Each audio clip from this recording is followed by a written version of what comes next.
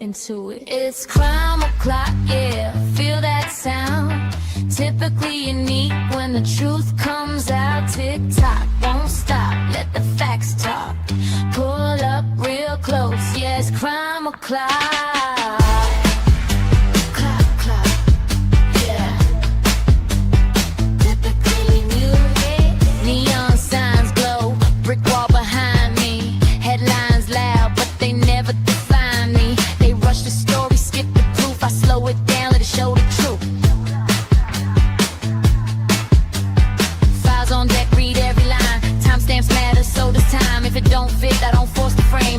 Question, whole story change, no fear my voice, no need to shout. Paper speaks when you read it out. If the math's off, I'll circle twice. Truth ain't loud, but it ain't nice.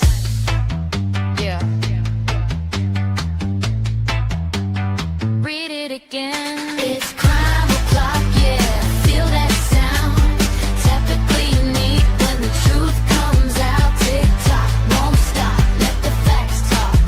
Pull up real close, yeah. It's crime o'clock.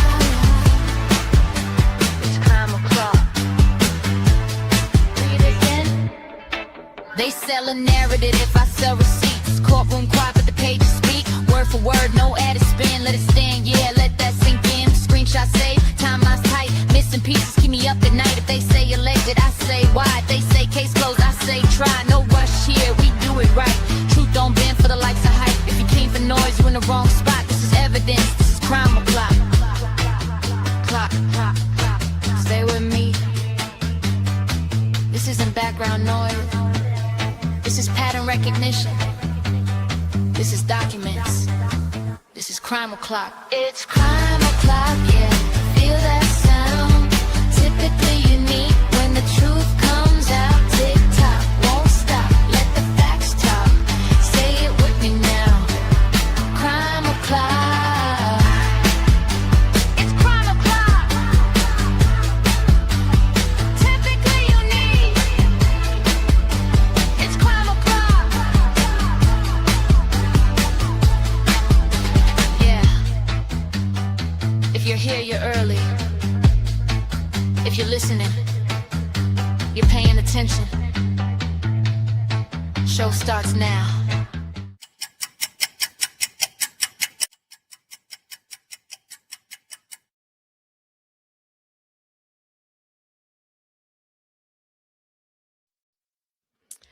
Good Monday morning. Welcome to Crime O'Clock on Typically Unique. How's everybody doing today? I hope you are ready. We are getting into Kaylee's timeline today.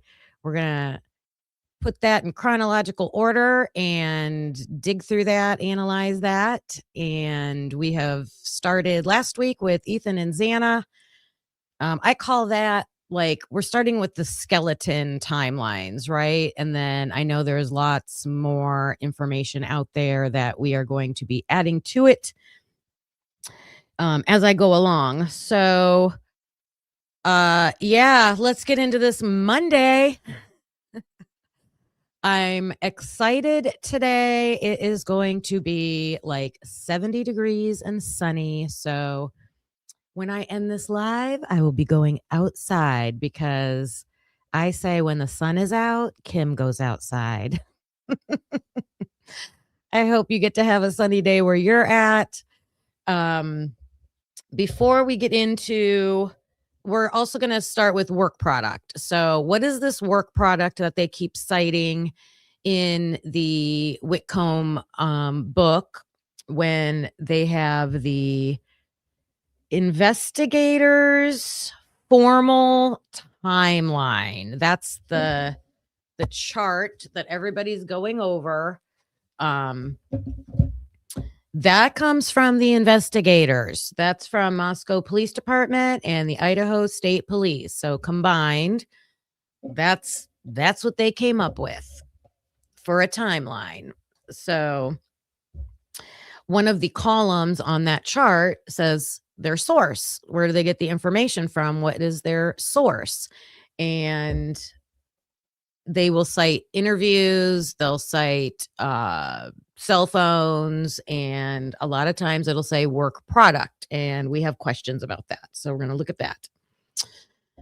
Today is May 4th, and I am an alumni of Kent State University, main campus in Ohio. We always have to say main campus. I do anyways, because we have a million branches. There's a million branches of Kent State University all over the world. We even have one here in my hometown. So I have to say, I didn't go to the branch. I went to the main campus. Go Golden Flashes. Any other Kent State alumni out there? That's right. You should know what May 4th at Kent State is. So we're just going to, I want to share that. It's important. 4 students dead, 9 injured, one of them paralyzed. It happened on May 4th, 1970 at Kent State University in Ohio when the National Guard opened fire on students. Here's how it got to that point. 4 days earlier, U.S. President Richard Nixon, who had promised to end the Vietnam War, announced that he was expanding the war into neighboring Cambodia. Richard Nixon then secretly extending the war into another country, into Cambodia, again undermined or seemed to confirm that American presidents were lying to their public. Tensions at Kent State escalated throughout the weekend, with property damage and clashes between students and police. Ohio's governor called in the National Guard and denounced the protesters as, quote, the worst type of people that we harbor in America. On Monday, as many as 3,000 students defied a ban and gathered for a noon rally. About 500 were protesting Nixon's war expansion, 1,000 sympathized with them, and around 1,500 watched. The guardsmen ordered the protesters to disperse and fired tear gas. At around 12:24, 28 guardsmen fired live rounds, hitting students hundreds of feet away. When the shooting stopped, 4 students lay dead. 2 were not part of the demonstrations. The shootings shocked the nation. Students at more than 450 universities and colleges went on strike to protest the shootings. Neil Young wrote his classic song, Ohio. Later, a presidential commission called the shootings, quote, unnecessary, unwarranted, and inexcusable. What became known as the Kent State Massacre remains a defining moment of the Vietnam War era and deeply divided America. 4 students dead, 9 injured, one of them paralyzed. It happened on May 4th, All right. So, yeah, I was not there at this time. I went to Kent in the late 80s, like 88 to 92. I graduated from there in 92. So, they have a huge memorial. I have visited that because one of my children went there also.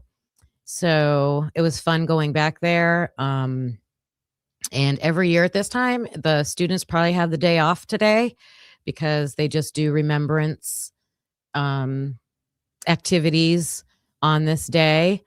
Some of you are saying you remember this.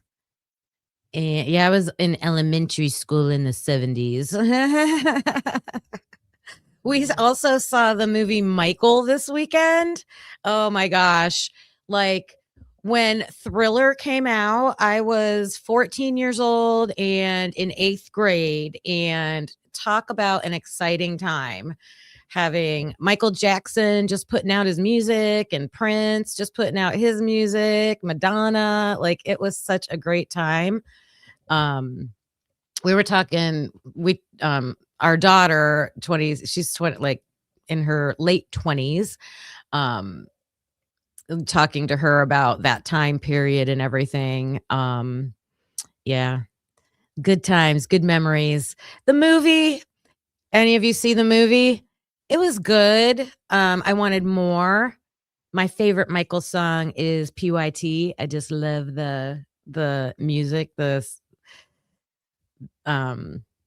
That's my favorite. They didn't play it. I was hoping. But the best music other than the 70s. Yeah. Well, we were saying like his first album kind of had that disco vibe, right? They had to transition. I'm going to say a quick hello to everybody. Hey, senor. Oh, yeah, you're naming those Prince songs. Hey, Karmic. Hi, the Hollyberry. Hello, Juror 13, Dinah Sights, Christina. I'm happy to know that you're having warm weather in Indiana because usually that comes our way. So I always look at Chicago's weather because that's usually what we get. Morning, Becca. Karen Folks. Hello. G Bean. Hello. Jenna. Doc J. Hey, Ro. Hi to all the mods. Thanks for being here. What is this? One can Leanne. Oh my God. I love that. I love that. That's my nickname from Carlos. He will call me Leanne sometimes because I'm Kimberly Ann. So we just kind of put that together. Hi, SRB. Seeing if I missed anybody. Offie, gang, hello. All right, if I missed you, I apologize. Was Mike in here earlier? Jen was the first one in here getting us kicked off. All right, you guys. All right, one more thing before we get into the agenda for today, but I was covering the Nancy Guthrie case, and I will continue. But every time I try to find some updates, it just seems like big nothing burgers to me. Like, and I got really frustrated. Like, it's one thing to be frustrated with the Idaho 4, but that Nancy Guthrie case, it just jumped the shark for me. You guys remember Fonzie, Happy Days? I'm dating myself. It jumped the shark for me. Like, the way that they described, like, oh, there was blood in the house, and we know they've got blood on the porch at Nancy Guthrie's house, but then, and they had DNA and they sent it away, but then, oh, that had to come to a stop. And then the latest I heard was like a hair, like they went in with one of those HVAC, I think that's what it's called, some kind of machine to like, suck up the fibers in her bedroom. And apparently they found a hair or something. So now they're testing that. That's the latest. There could have been updates. I don't know.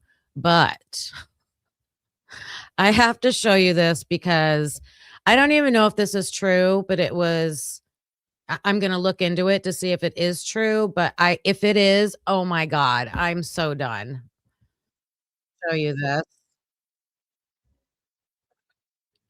Okay. Yeah. Trigger warning for language. But here's what this says. Okay. Before I play it, and let me make sure it's showing. No, it's not. All right. So on the screen, it says, "Are you effing kidding me right now? What?" And this guy does use some language. So brace yourself for that. But here's what it says. It says breaking. The shooter at the White House Correspondents' Dinner.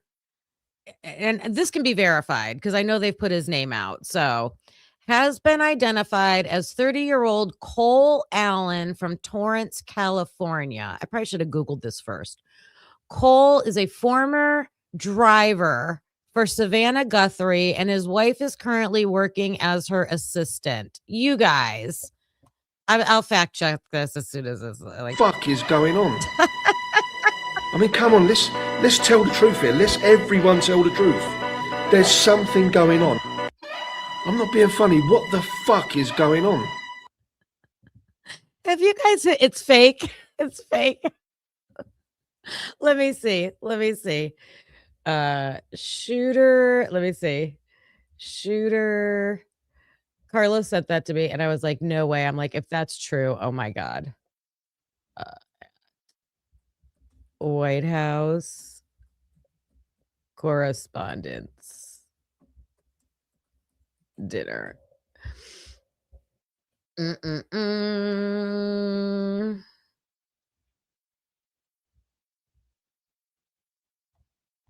Where's his name? Just give me his name.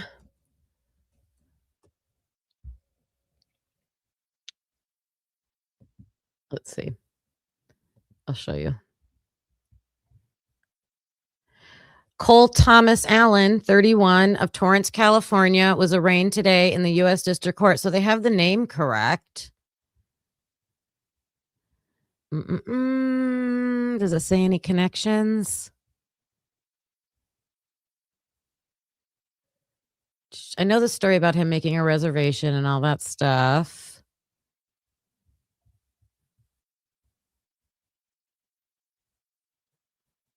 Let's see. Okay, so it says he sent an email to members of his family and a former employer.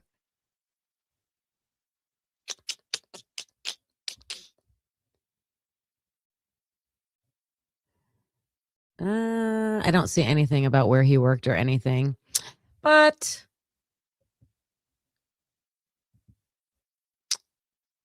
I always like to find, even like when I shared Gerald, I'm like, this is not true, but it's too funny not to, just his name is true. All right. Mike. I mean, if nothing else, I'm just like, this world and these cases are so insane right now. It just would not surprise me, but we'll say that's fake news. All right. Fake news. Oh my God. You know how people are trying to like make connections with things. So, okay. So work product. Let's get into when we're looking at this chart of the timeline. Again, the formal timeline from the investigators, from the Moscow Police Department and the Idaho State Police. When they say work product, what are they talking about? Okay. So, let me get here.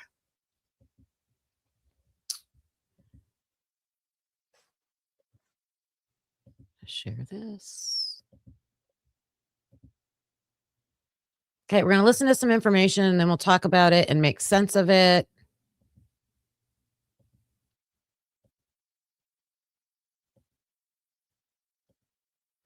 Where'd you go? Here. Okay.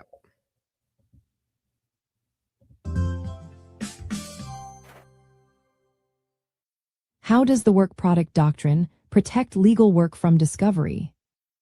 Imagine you're working on a complex Okay, right off the bat, you guys, the work product doctrine, like it was a legal case. It's law and protocol all across the country, different states, you have to follow the federal law. Different states might implement it differently, but they all have the same basic agenda, is to keep certain information protected against the other side. So if the defense has work product, the prosecution doesn't see it. If the prosecution has work product, the defense doesn't see it. Now, are there ways to try to obtain certain kinds of work product? Yes, there's always like loopholes and things like that. But basically, that's what it is. So Carlos and I were talking about this. Oh my gosh. And it took me forever to like understand his point about this. In here, if Chris Whitcomb, I know there's a lot of debate about where exactly he got his information. I feel like he's described it a few different ways. If he got his information mostly from defense experts, then we could assume the work product in here is from the defense. It wouldn't be from the prosecution, because the prosecution does not have to give their work product to the defense. Does that make sense? So right off the gate. Okay. So what is work product? What is it? It keeps materials from being disclosed. I just described that. And it is lawyers' notes. So any of Ann Taylor's notes that she had, any documents and facts that she wants to hold back from the opposing side. But it has to be like, you got to really, there's going to be further rules about documents, like which kinds of documents. Okay. Um, it's mostly like work product when you're looking at documents and the facts of the case and then forming your own opinions about that. You don't have to turn over like your opinions and your strategies preparing for trial. It's the main safeguard to the lawyer's thinking process. So like think anything that they create that's that's from their thinking process or their theories or their strategies. Puzzle, and you want to keep your pieces safe from others trying to see your strategy. That's what the work product doctrine does in a courtroom. It keeps certain materials prepared for a case from being handed over to the other side. When lawyers prepare for a trial, they create notes, documents, and gather facts. The doctrine shields these from discovery, meaning the opposing side can't just ask for everything. The goal is to protect the lawyer's thinking process, legal theories, and strategies so they can work freely without fear of giving away their game plan. The protection is divided into two main types. First is opinion work product. This includes an attorney's personal impressions, conclusions, and legal ideas. It's considered the most protected and is almost never discoverable. The second type is ordinary work product, which covers factual information like witness statements or evidence gathered during investigation. This kind can sometimes be shared if the other side proves they have a strong need and can't get the same information elsewhere without a lot of trouble.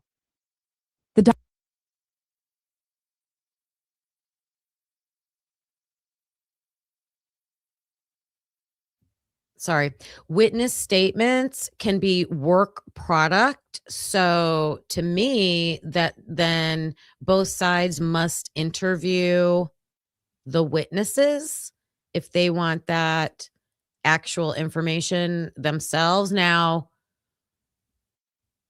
we'll see how they clarify this, but I'm assuming when there's a police report written saying, here's our interview with like Dylan and Bethany, I was always assuming that gets turned over, right? Their report about it.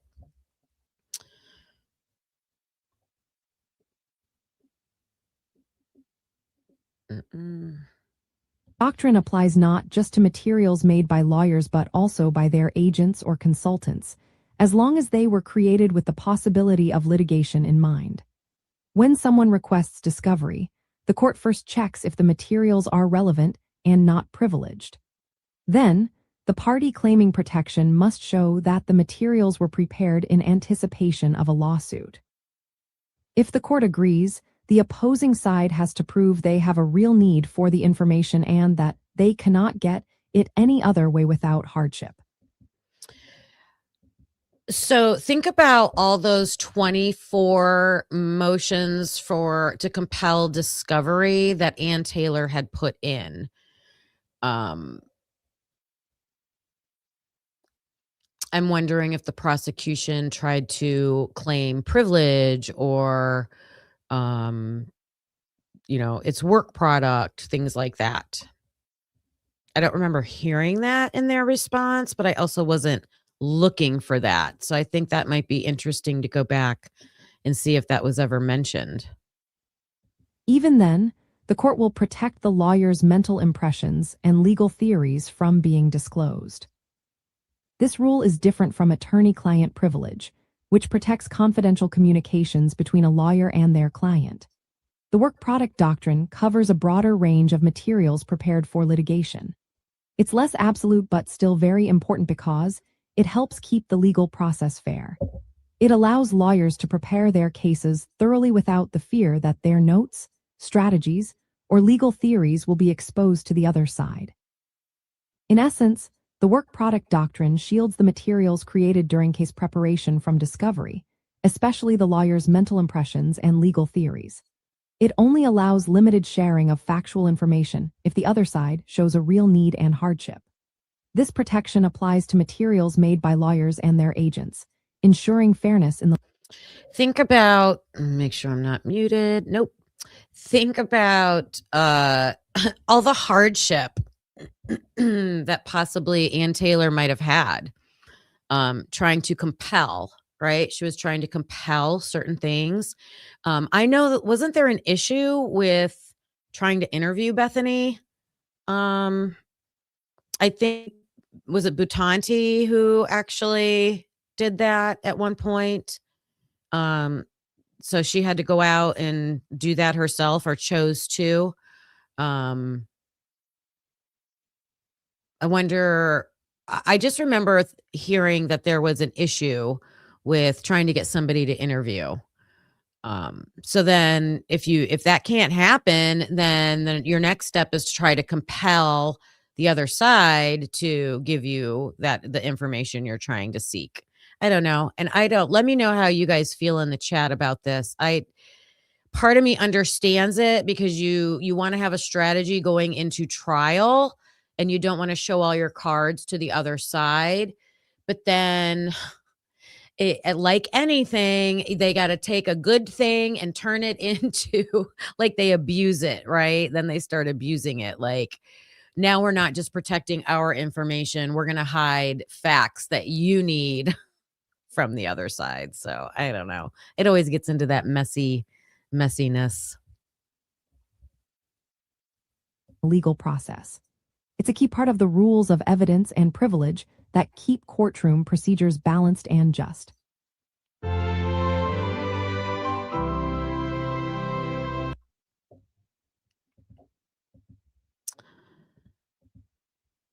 All right, let me see what you guys are saying. Hey, Huffy Master, I heard you. I saw your comment. Bill Thompson.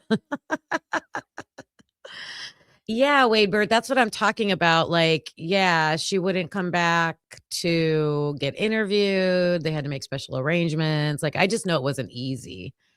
What else are you guys saying?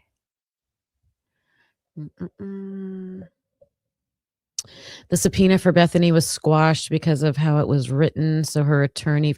See, that's the other thing thank you for reminding me, Jen. So Bethany had her own attorney. Dylan had her own attorney. So think about that. How having this, now you have like a third party removed attorney that's now entered the mix. How does this affect all of that? So that's what I mean by it was probably messy. Oh my gosh, you guys, I heard the journal comment last night. Hey, Michelle. We all have lots of questions about that, don't we? Can't wait. Lana's always got something up her sleeve. I know. It's amazing. Hey, Witchy Was. I don't know if I got to say good morning to you. Hello, William Tardy. Then they couldn't use it at trial. I'm not sure. Tony Stevenson. All right. I've got one more item that will add to that, and then we're going to get into Kaylee's timeline. So I'm going to do just like what I did with Ethan and Xana. I have it, instead of looking just at this chart, because it's not in chronological order, they make it very confusing. I went through the chart and put it in absolute chronological order, and then I identified some key interviews. And instead of just pulling up those interviews and watching the whole thing, I clipped the parts that have the information, and I made my own little montage video of that. So we'll watch that after.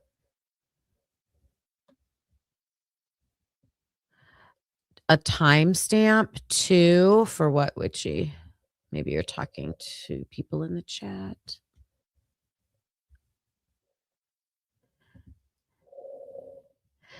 Is it Rosie Rousseau? Hello. Well, we're happy to have you. Welcome, welcome. Oh, Dylan's journal comment timestamp. Ooh. Thank you so much, Panda. Hug to you.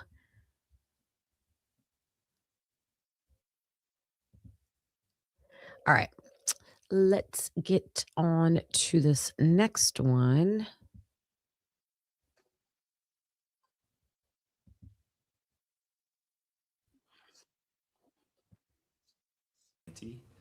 Today we're going to discuss the attorney work product doctrine. And the reason why there's a shield here is because the attorney work product doctrine is a shield that protects information from discovery. So let's go ahead and jump into it. We'll start with the seminal case on the attorney work product doctrine. This case is Hickman v. Taylor. This case was heard by the Supreme Court of the United States. All right, he's kind of hard to hear, so I'll just use his information. How about that?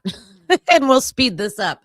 So I told you this, it came from a court case, Hickman versus Taylor, 1947. A tugboat sank, and plaintiffs attempted to discover interviews between the defendant's attorney and the tugboat crew members. The court held that these interviews were protected by the attorney work product doctrine because the interviews were taken in anticipation of litigation. Doesn't every interview work that way? I'm going to interview you because there's going to be a lawsuit. I don't know.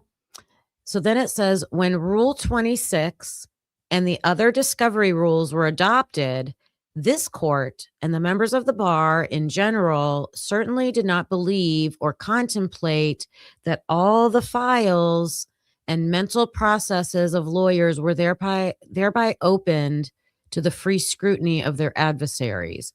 All the files and mental processes. So that's where there's this gray area. Like, where is it like a concrete piece of evidence? And then when does it become my intellectual ideas that are creating a product? That's the way I see the difference. Year 1947. So let me skip through this.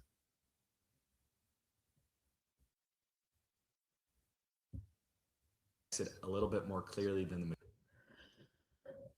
Let me see. So here was their reasoning, right? So they're saying like it would be demoralizing to the bar to require a lawyer to write out and deliver to his opponent an account of what witnesses have told him. Even if his recollection was perfect, the statement would be his language permeated with his inferences. So, okay. To me, I am concluding, I'm interpreting this as when investigators do interviews, that must just be evidence and everybody gets access to that. But if an attorney goes out and interviews somebody, then they get to classify that as their own like work. Is that how you guys are understanding this? That's what it seems like to me. So if Ann Taylor had Butanti go interview Bethany, then they can claim that as their work product, and then Bill Thompson doesn't get to see it, and vice versa. Majority even does. And he has a nice quote that will just basically What else does this say? Equivalent by other means. So that's the exception, right? Wait, this says 3. So that it's going to give us, this guy's going to give us some examples. So we'll just look at the examples of what work product can be. So here it is, Federal Rule of Civil Procedure 26B. Okay. So trial preparation materials, documents and tangible things. Ordinarily, a party may not discover documents and tangible things that are prepared in anticipation of litigation. So again, I think it's things that are not coming from the investigators. It's things that the attorneys themselves are preparing. So to me, that would be like, I'm making a PowerPoint using information, but I'm creating it because I'm going to show it in court. Maybe a diagram, maybe a timeline, maybe a chart, things like that. And of course, is there a way to try to get that stuff? Like, I would think an interview might be the biggest one. Yes, there is, but you have to, like, that's the judge rules on that. The judge gets to decide. Let me see if you guys are under what you're saying. That's your understanding. Hey, Sluther75. Uh-oh, what did I miss? Juror 13, 5 typically unique memberships. We're turning 5 people green in here. Thank you so much. And let me go back and see who got those.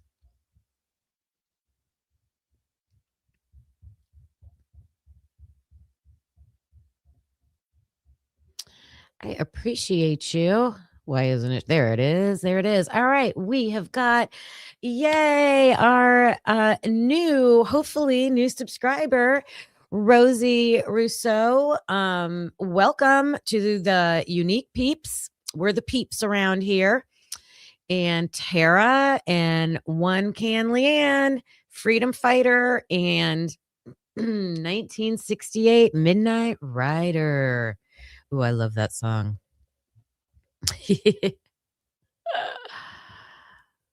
Big thank you, Juror 13. I'm going to have to match you.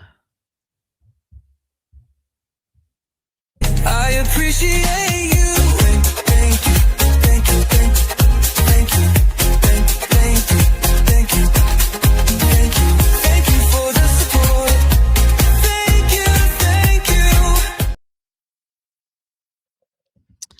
I think, yep, here we go. We'll match that. There you go, you guys. Let's see who we can get in here. Hafi Master, Brian's Ramblings. I hope Brian joins. KR Florida, Ruth Ann, Yvonne, Amanda Johnson, and I think that's it. One Can Leanne, I think you're in that group. Are you in that group? 1, 2. Oh, no. Hafi Master, you already were green. It's Brian, KR, Ruth Ann, Yvonne, Amanda. Sorry about that. One Can Leanne, you are green, though. All right, you guys. Building our green team over here.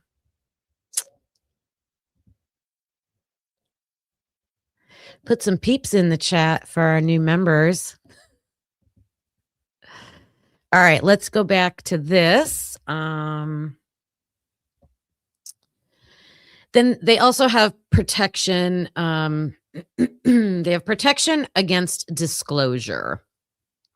If the court orders discovery of those materials, it must protect against disclosure of the mental impressions, conclusions. So just saying that, they have to be very careful about what they give access to. 3, it's called trial preparation. Anything else? In this open heart surgery for it to be proper. Here's a couple interesting examples. So they're saying a man dies during open heart surgery. The medical malpractice insurance informally interviews an expert open heart surgeon before the claim is filed. So, so the insurance goes out and interviews somebody before there's ever even a lawsuit. So the expert open heart surgeon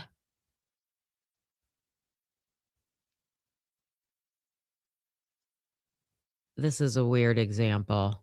They're saying this is a weird. I don't want to get in the weeds. I don't want to get in the weeds. This is crazy. Okay. Anything else? Nope. So long as they are prepared.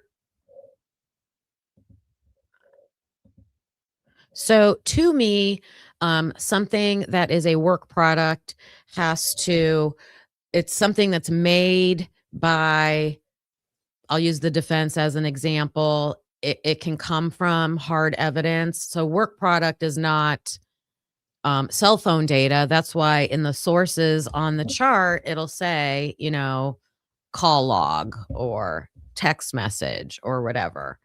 It has to be something made by that side. That's my understanding. All right, enough about that.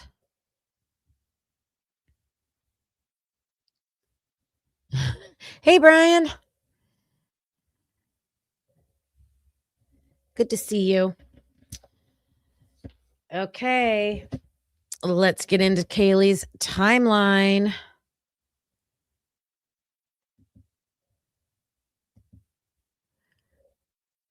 I'm going to pull up my projector.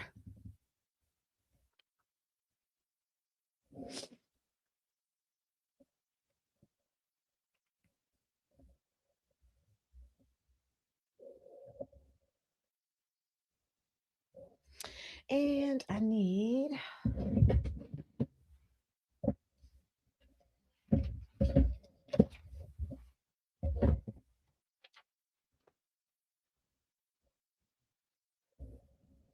there we go.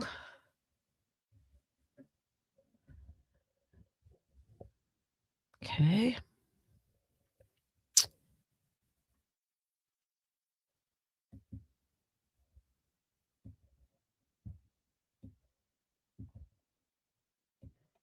All right. I'm just moving stuff around on my screen. Hold on one second. So I'm going to take this off. Nope. I'm going to stop that.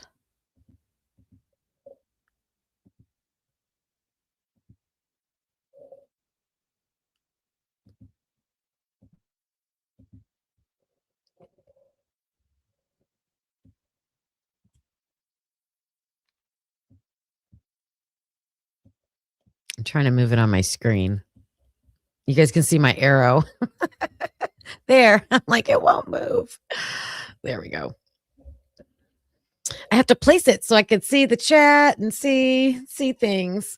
All right, here we go. We've got Kaylee Goncalves, and I went through the timeline in the book, so we can see in chronological order what was Kaylee doing this whole day and night. So at 11 to 12, the girls woke up in the house and she went to Taco Bell with Maddie, Dylan, and Xana. Bethany did not go and Ethan did not go. They definitely went to Taco Bell, and I believe they also went to go get alcohol. Right? All right. So then if that happened at 11 to 12, then at noonish, they should all be back home, right? Booze. Taco Bell and booze. That's college life, right? Wake up. Oh my goodness. All right. So we're assuming because it doesn't say when she gets back home. It does not say. It just says at 12:54 she receives an Instagram from Dylan. So I guess we could ask a question.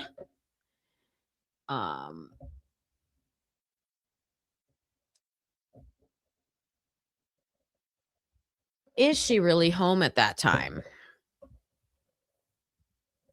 Okay. Is she really home at that time? So when I'm pointing out these things, I'm going to go back and see if there's an interview or some other information somewhere where we can fill in these gaps. Okay.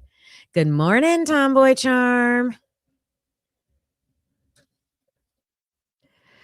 Yes, one can, Leanne. I did an episode a few weeks ago all about Kaylee's phone. Like I tracked it from the day of the homicide, like the first known time that they had that phone, all the way up to where it went, the whole chain of custody until they couldn't do anything more with it. Jen, you are saying, can I go to page 310? You tried to mention it in Lana's live the other night, but it goes into text from her to Jack D, if you're understanding it right. Okay. I'm going to get to, would it make sense to do it when she's calling Jack D, or is that at a different time? I can look at it real quick. I'll forget if I don't right now. 310.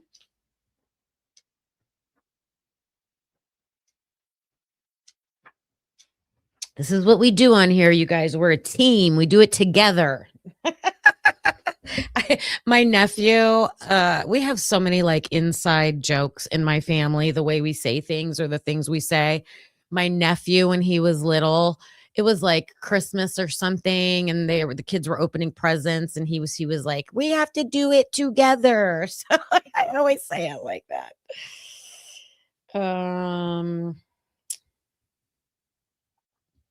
Oh, this has Kayla's information. I'm definitely looking at that. Yes. All right. Thank you, Jen. I know when I will go to that. It will fit right in. It'll fit right in. All right. So this is kind of weird right here. And let me get that. Where'd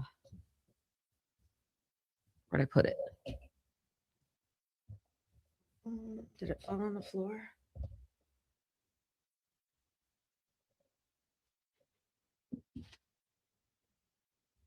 Looking for my one marker. Where did it go?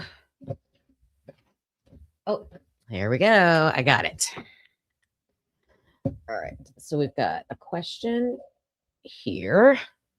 And then, so like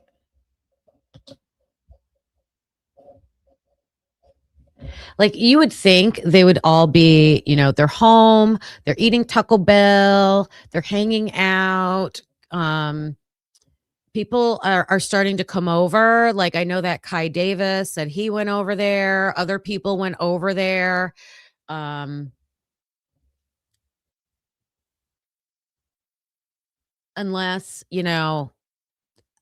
we send each other TikToks and things all the time, just like, hey, check this out. I don't know. All right. From almost 1 o'clock to 2 p.m. At 2 p.m., Kaylee had left before 2 p.m. when all the others go to Kayla's. So they all went to Kayla Newen. Is that how you say her last name? I have her interview. We are going to listen to the highlights, the important information of what she had to say. Kaylee leaves before everyone else, and I believe the way they explain it is because I believe Kayla is a Alpha Phi and Kaylee is an Alpha Phi, and like everybody else coming over is not. So Kaylee's better friends with Kayla, so she goes over there first. Again, we don't have an exact time. So I'm going to say like really from like this noonish time when they're saying, we're assuming actually they got home. There's really not a documented factual piece of evidence that I've seen so far to say exactly where Kaylee is, except for what roommates have said. So by 2 o'clock, it seems everybody's over at Kayla's. So who all went? Bethany, Maddie, Dylan, Xana, Ethan, Hunter Johnson, Josie, Lyndon, Kai Davis, Allie Benson, who also had her own little get together later that day, and then this Sky Speck.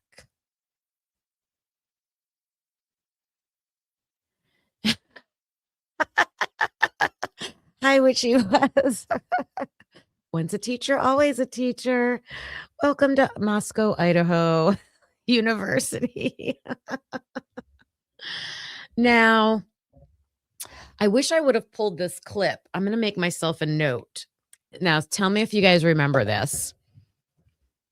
It's on the Queen Road apartment body cam interviews when they were going door to door. Actually, I have it. I could pull it up. There were the two guys that were kind of like, I want to call them like Beavis and Butthead. They were, I mean, it was innocent. They were so innocent. They said they hadn't lived there long, and they were saying they were outside one day and this day, and they saw 3 girls and 2 guys leaving 1122.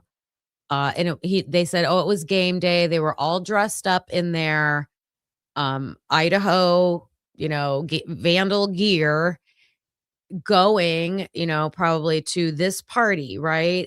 And I believe they had on what they were wearing in that photo. 3 women, 2 guys.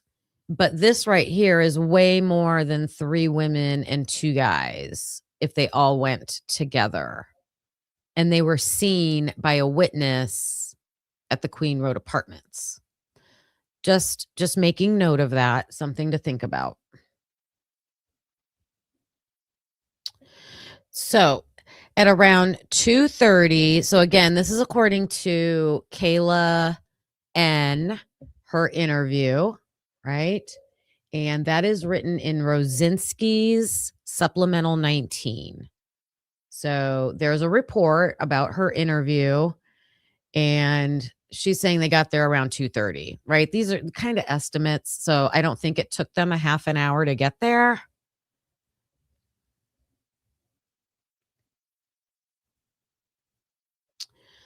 She says they got there between 2:30 and 3.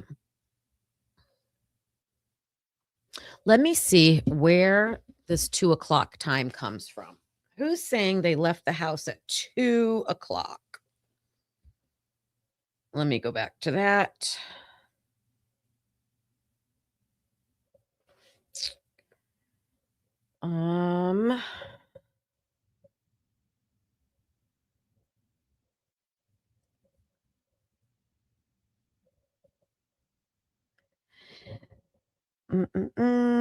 Okay, it's from Bethany. That's Bethany. Bethany says that she leaves with Maddie, Dylan, Xana, Ethan, Hunter, Josie, Lyndon, Kai, Allie, and Sky. So that is according to Bethany. Kayla says, oh no, Kayla says when they left. Hunter Johnson said that they left at 2:30 instead of 2. So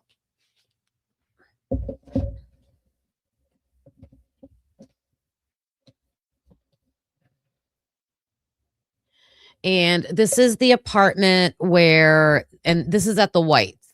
It's 261 Taylor Avenue at the Whites.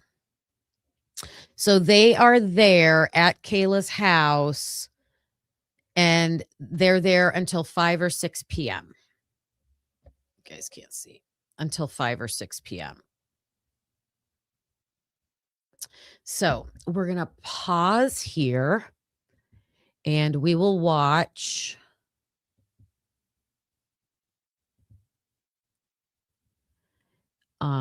what Kayla actually had to say, because I think there are some nuggets in her interview. I'm going to remove that.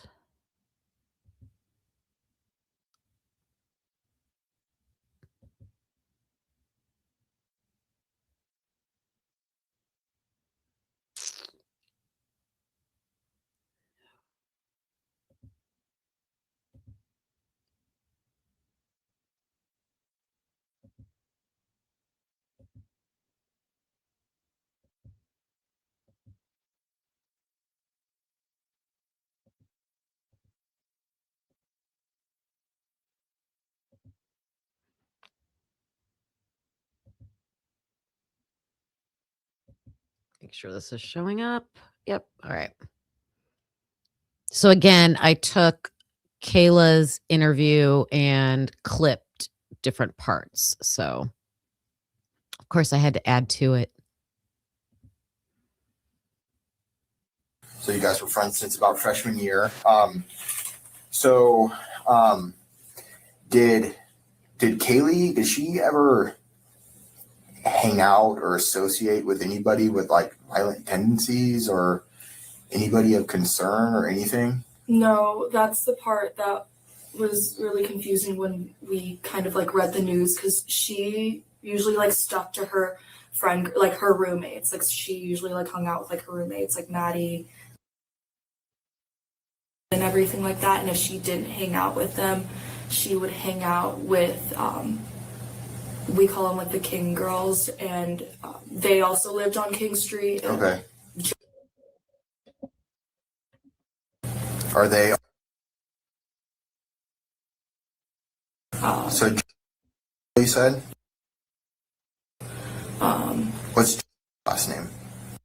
Okay, so that is her last name. Okay. And then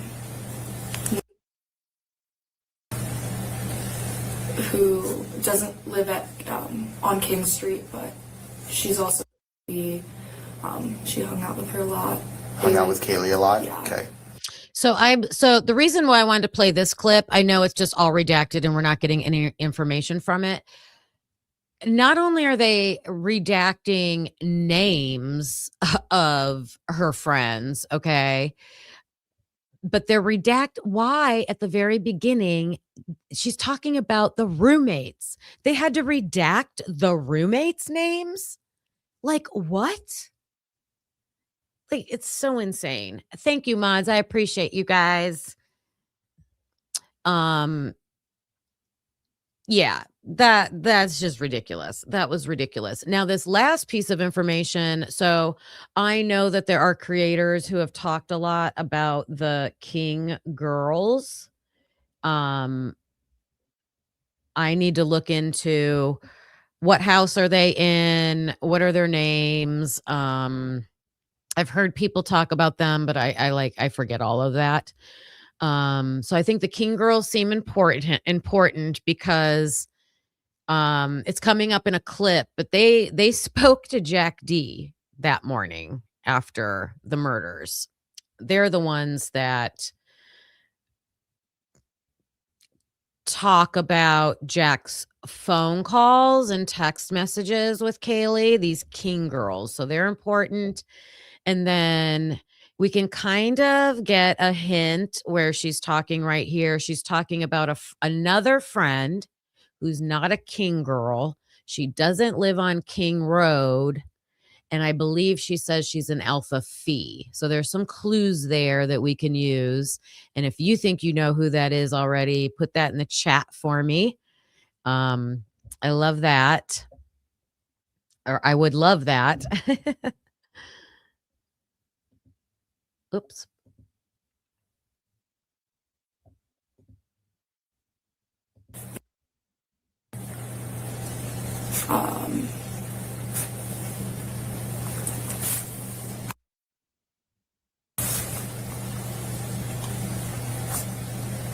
And now Kaylee, she was correct.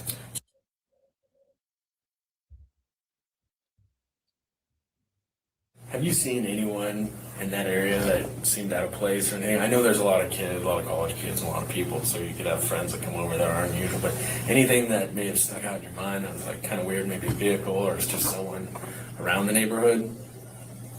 No. Don't laugh at my notification from my phone popping up. But I think when we were at like our apartment, I'm pretty sure someone, I don't remember who, they were talking about how there was just like this random like kid that was like, there was a random kid like carrying like a BB gun. I'm not really sure. But we didn't really think much of it. Like I don't know. Okay. Yeah. Yeah. Okay. I know you mentioned like the Grub truck and like a Twitch video. So, hello. You had a quadruple homicide that you're trying to solve, and your victims and their roommates and their friends were at a party hanging out, and they saw some guy that she clearly doesn't know who it is, or she would have said, "Oh yeah, we saw Billy walk by with a BB gun." No, they don't know who he is. Do you think it's a BB gun? Like, what is that? It's when is this person like watching them walking by where they're at? You have a surviving roommate who saw and heard fireworks, firecrackers. It's never fireworks. It's gunfire, right? It's never fireworks. But oh, you saw a BB gun. Okay. Yeah, nothing ever happens in Moscow. Okay. Yeah, about the Grub truck and the Twitch video. Let's talk about that. Not what did this kid look like? What was he wearing? What was his ethnicity? What was his hair color? Did any of you know him? Did you see him again that night? Which direction was he going? Ugh. Like, come on.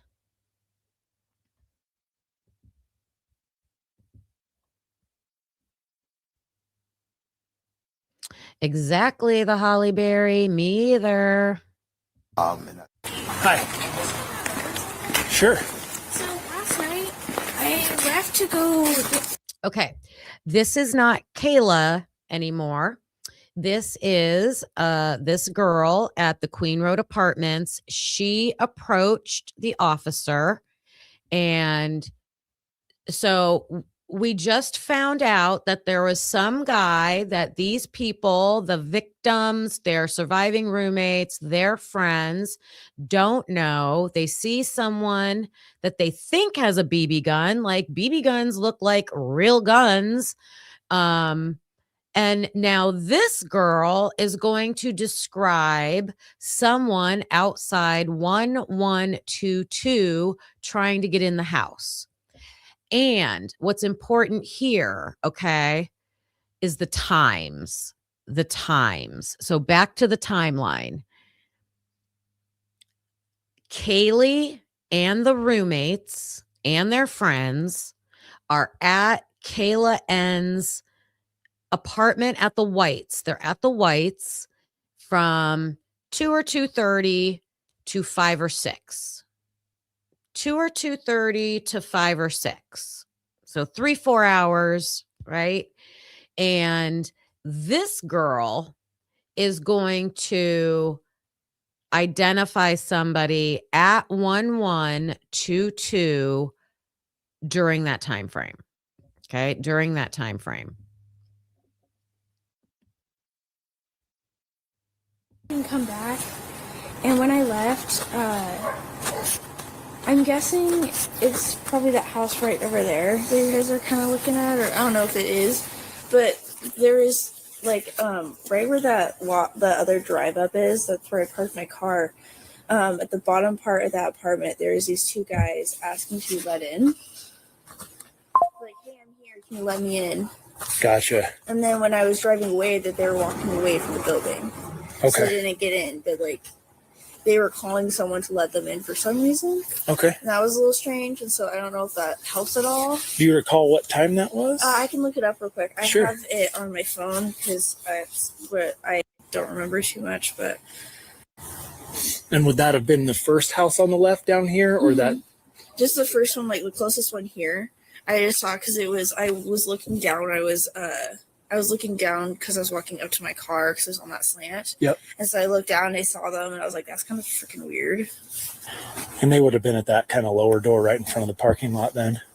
Yeah, that lower door part. Yeah. I went to McDonald's, so I'm like, I could probably find out where. Right. Going to like receipts and some sort. So the order was at 5:41 was when it was put in. So I think I left here about 5:30. Yeah, sounds about right. And that would have been 5:30 p.m.? PM, yep. Gotcha.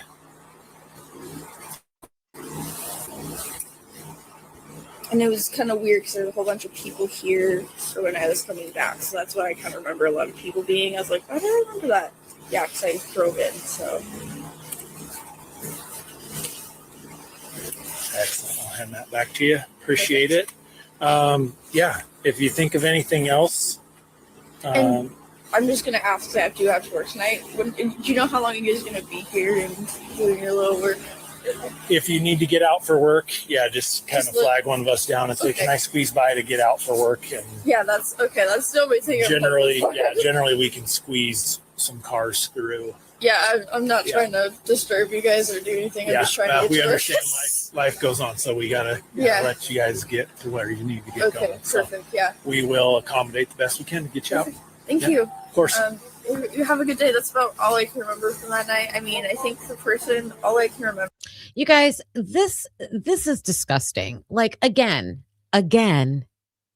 Oh, I saw these guys at the murder house at the scene of the crime at 5:30 in the evening. It was really weird. It was weird to me. It looked weird to me. They're on the phone like, dude, let me in. I'm here. Let me in. But whoever was in that house or whoever was on the other end of that phone, who was on the other end of that phone call? Oh, I wanted to grab. I'm going to have to go grab. The only phone records I believe that we can see are Dylan's, right? And I don't know if it goes that far back. Who's on the other end of that phone? And who are these guys? And this officer right here. Oh, was it only two guys? Like, what questions should he have asked? Can you describe them for me? How tall were they? What was their build? What color hair did they have? What were they wearing? Nothing. Just, oh, okay, you saw two guys. Okay. Yeah, hey, if you think of anything, give us a call. That's what they do. And even this girl, even like I'm nobody and I can come up with better questions than what they're doing here. I mean, and then they wonder why we were like, it's like they were trying not to solve it. Right? Oh my gosh. But even this girl, she's like, okay, wait, I can remember something. For the wearing was like a tan jacket of one of the people. Gotcha. That is all I can remember. And so that was the person after you let into. So. Okay. Tan jacket. So make note of that. If we ever come across anything, any information about anybody that night wearing a tan jacket, I am going to flash to the Grub truck video.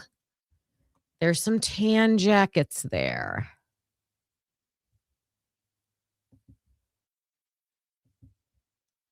And he was like hollering up. Well, he was calling someone. Oh, he was like, yo, let us in? Yeah, he's like, Gotcha. yo, let us in. Yeah, that's exactly what he said too. He's like, hey, we're here, let us in. Okay. Hey, we're here, let us in. That means you're expecting me. Whoever's on the other end of that phone, hey, we're here, you're expecting me, let us in. Let us in. Now, supposedly, every single person, Kaylee, Maddie, Xana, Ethan, Bethany, and Dylan are all at Kayla N's. She says between 5 and 6. This girl's saying it's around 5:30. So let's say they left Kayla's on the early end of that. Maybe they left at 5 to go home. Are they all inside there? Is that whole group in there? Are they all in 1122? I mean, there's a lot of information that they should have been asking in interviews from these kids to narrow this down. Excellent. Yeah. I think that's all me. All right. Perfect. Appreciate it.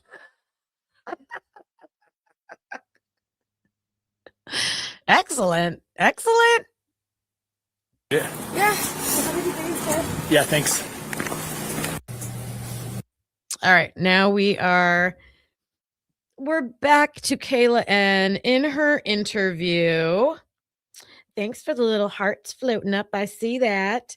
And I am going to take a moment to welcome everybody in who is watching. There's 145 of you wonderful peeps in the house. Thanks for clocking in with me today. And please take a moment, if you would, and hit that like button.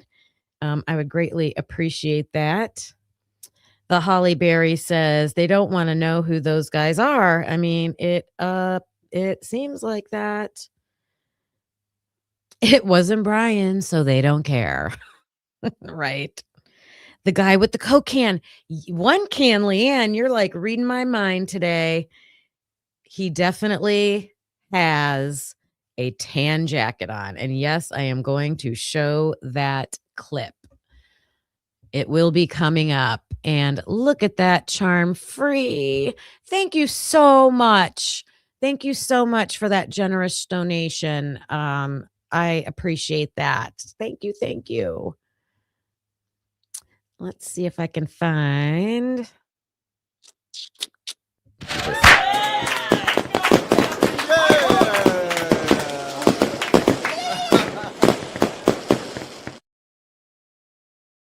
Yeah, fireworks for that one. So generous. Thank you so much. Okay, so now we are back at Kayla at her interview. Okay. I know you mentioned like the Grub truck and like a Twitch video, and that there were some gentlemen seen on it. Yeah. And you said that you didn't know either one of those individuals. They never looked familiar to you. No. And none of your friends said, "Oh, that's so and so," or "That's." Yeah. So they've never. Okay. Like we've never seen them before. No. Okay. And you. Wait a minute, I gotta back this up because I was typing. Who are they talking about?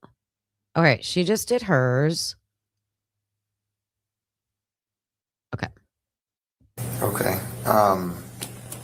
I know you mentioned like the Grub truck and like here the we go, Twitch the Grub video, truck.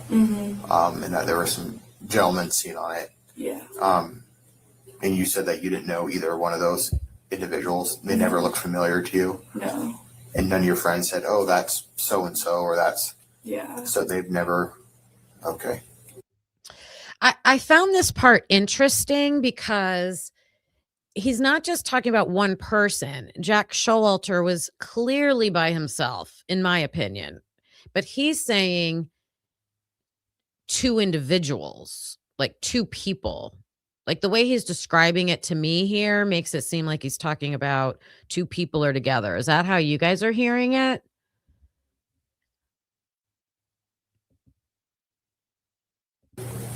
Like we've never seen them before. No. We've never seen Okay. them before now. We've never seen them before now. And you,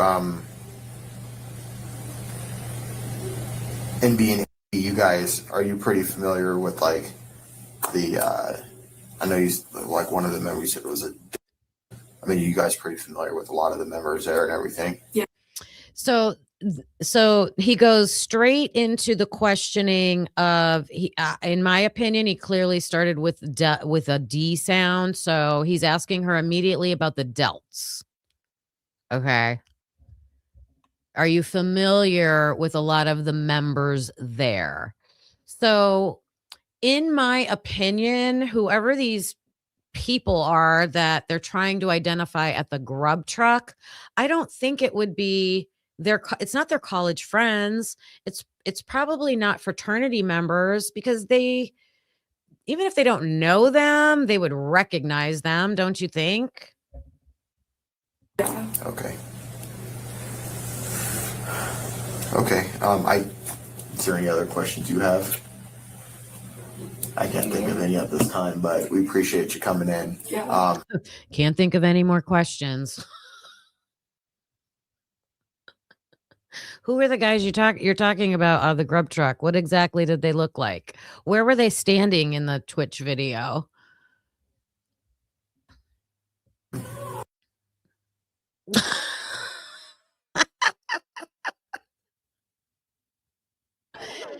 All right. So this is not a great piece of footage from the Grub truck. However, way back in the beginning, when this case first broke and the Grub truck video was put out, I mean, you all know we spent night after night after night, and I did not have my own channel back then. I was on other creators' channels, on Dago's back then, Evil CJ's channel, and just digging through this footage, right?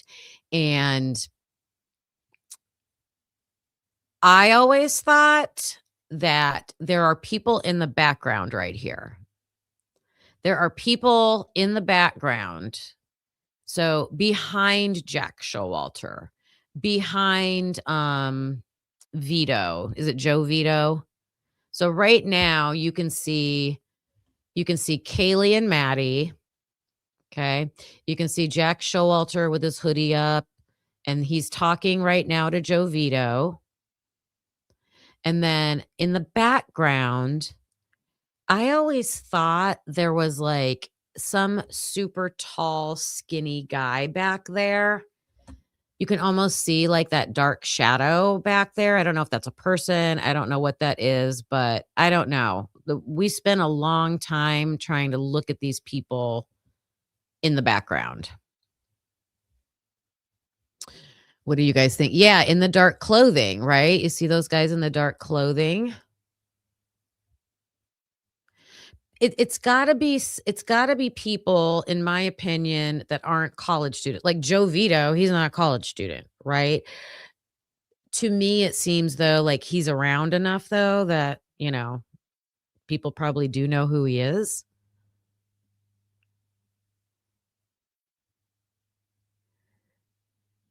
You mean Kaylee, Senor? Kaylee was taking a photo of?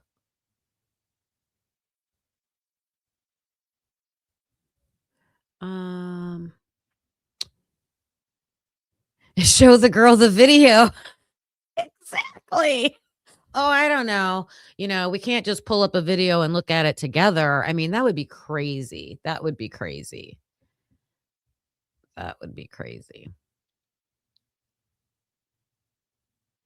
Yeah, when you watch this whole Grub truck video, there are people back here like in the shadows that just kind of stand there. They never order food. They're just kind of back there. Okay. I don't know. Other than pointing that out, I don't have any way to identify like who those people are. The cops sure might have been able to, like if Lucy said if they would have had this video and start showing it to everybody. Like I'm adding to, or you're making it's now to? Oh, sorry. You're adding to. Excellent. Gotcha. Okay. The other thing I wanted to point out is the guy here. I don't know. I call him Christmas Jesus. We were calling him that way long time ago because he's got the long, Jesus look, long hair going on, and this sweater. Like he kind of had this sweater on, but I know that's Dutch Bros. Is that the sweater he has on? He's the guy that later gets stopped at an apartment complex because he took a sign that was out on the street. But the thing about him that we did not know back in the day, so way back years ago when we were all watching this Grub truck footage, we knew, like we identified this guy. And then later, like months and months and months later, someone got FOIA footage and showed the police stopping him with the sign. He does have a bump on his head, I believe, during that video where the cop is talking to him. But he took the sign from Sunset Mart or somewhere around Sunset Mart. Sunset Mart is the 76er gas station. And we just found out that that's the area where Ethan's apartment was. So just make note of that. Anything else? Reed, come on, you're the last one. Okay. You got it. So I have a chicken taco and 3 5-cheese mac and cheese. Okay. Yeah. 20.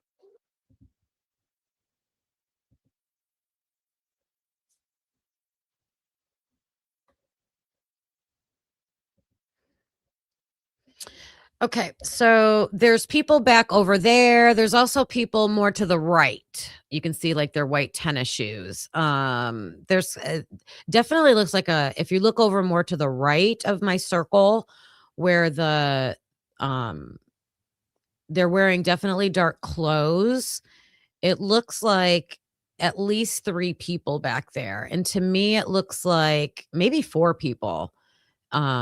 A couple guys, 2 or 3 guys, but one looks like a female and she's sitting with her arms folded. And then if you even go over more further to the right, there's someone back here that looks like a bigger build, kind of huskier, taller, all in black, all dark, and just kind of standing back there. Lurkers.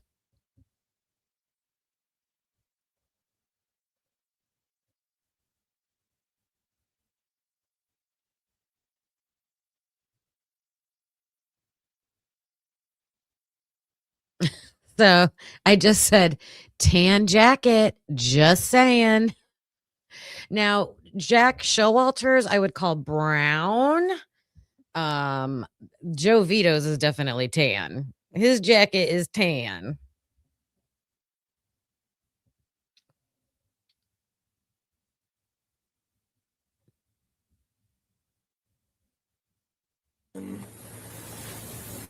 All right. So let me go back we're going to go back to the timeline.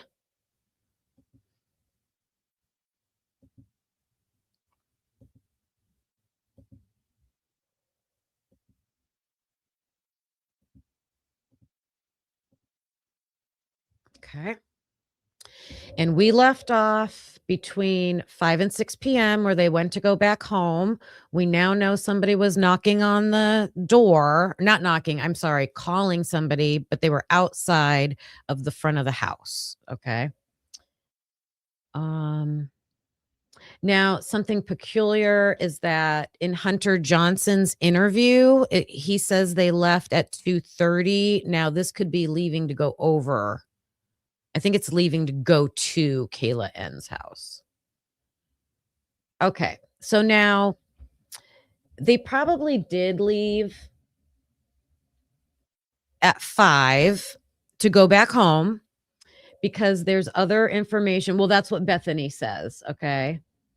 We got Bethany, her interview.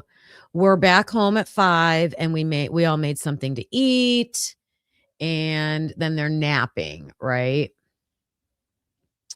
At 4:50, Kaylee receives an Instagram from Maddie. So I think they're just like, maybe they're sharing the photo that they took over at Kayla's house. They might be sharing that with each other. So that could be what that is. I'm just guessing. Okay. So then I made a note here.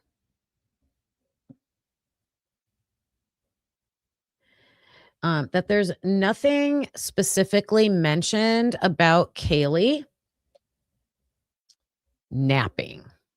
Okay. Everybody else gets mentioned about napping.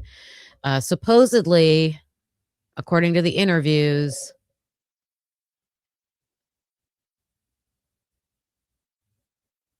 the roommates are all home napping. And we don't really get to fill in the timeline for all the roommates. Even when I went over Xana's the other day, this 5 p.m. to 8 p.m. time period, they're just napping at their house. So we can look at any text messages, phone calls, things like that happen. If they were napping at 5, who did the girl see at 5:30? So while the girl saw 2 guys outside the house on the phone saying, hey, we're here. So remember, there's something suspicious going on with Xana and Ethan, possibly.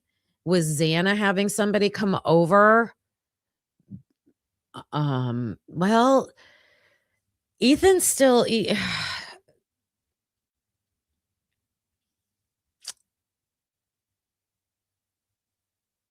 Did Ethan get ready at Xana's house to get ready for the dance? Because they didn't leave for the dance until like 7 something.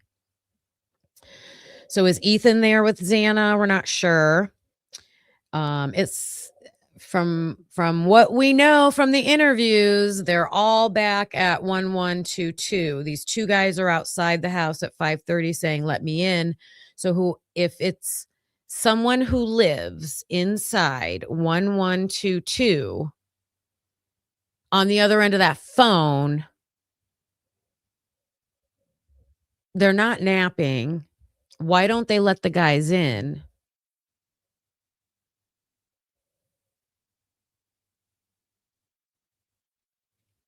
I would think it wasn't. Let's see. I can't say that because the police didn't do a really great investigation.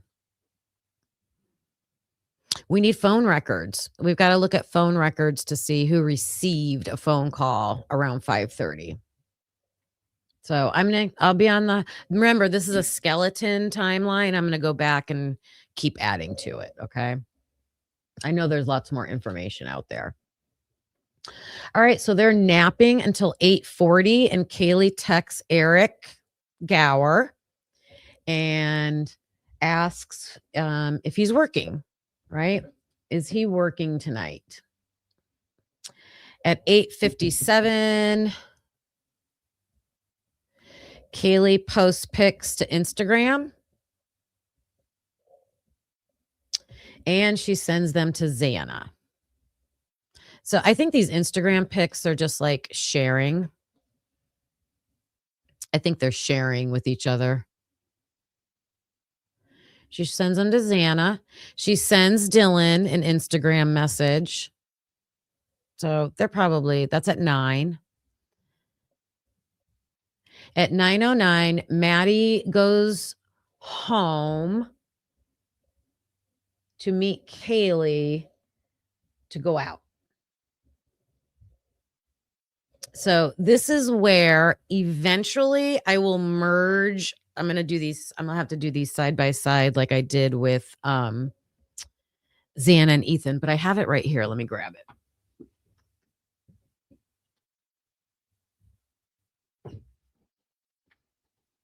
Okay. Let's look at this timeline. So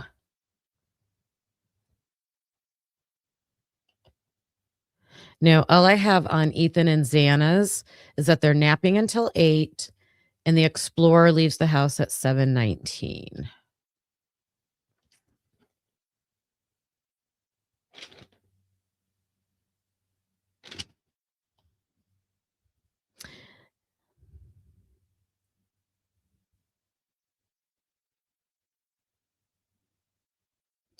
When the next timeline I'm going to do is Maddie's. We'll have to look at when did Maddie leave 1122 to go over to Sigma Chi, because that's a Sigma Chi party. I know she did not stay there long, and then she leaves and goes back home because she's going to go out with Kaylee. At 10:30, there's a Josephine Torville, and she sees Kaylee at the corner club. And that is from a report, and it is supplemental number 11.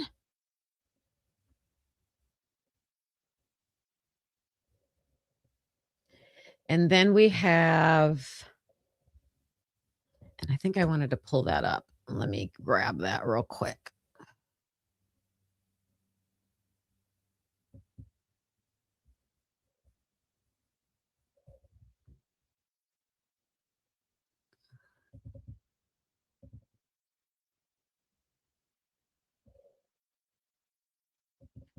Open. There it goes.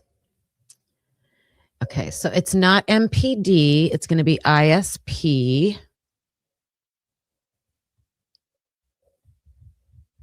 Number 11, and the person's name is Pacina. Officer Pacina.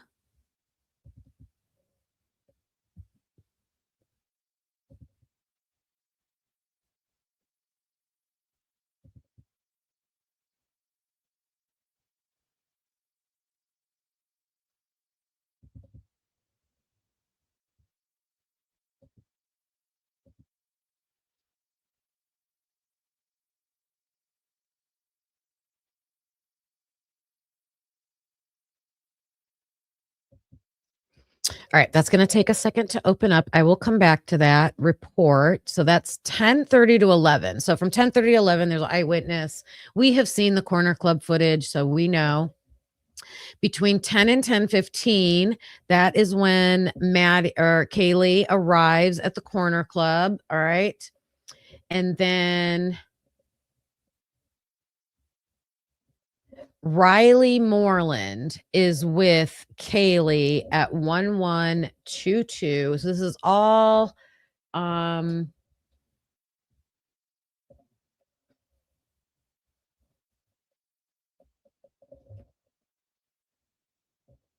we know a third friend. So we know a third friend went with Kaylee and Maddie in their ride to the corner club. And so in one of the reports, it says the name, or in the book, Riley Moreland. We actually get the name. She's the person that's at the house with Kaylee before they go to the corner club. So that's the third person. Okay. Now, I made a little note here that says confirmed. So there has been a lot of confusion in this book, in the chart, when you get to midnight. Okay. When you get to midnight, some of the timestamps on here start with 24. Well, when you look at military time, you don't use 24. Okay. So anything that starts with 23 is 11, 11 something, 11 something, 11 something. So when you get to the 24s, that has to be midnight. Then the confusing thing is after the 24s, it goes to 00, which should be midnight. So they wrote events on this timeline 2 different ways for midnight. And I know people were doing it differently, which, why would you do that, you guys? Because it convolutes, it makes it hard to track the timeline. They're making it hard for us to track the timeline. But what I did, there's ways to confirm.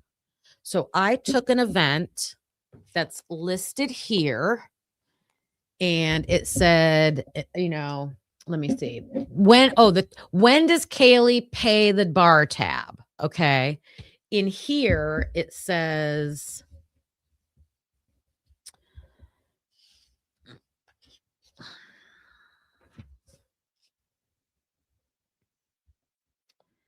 let me find it right here. Nope, that's Kaylee.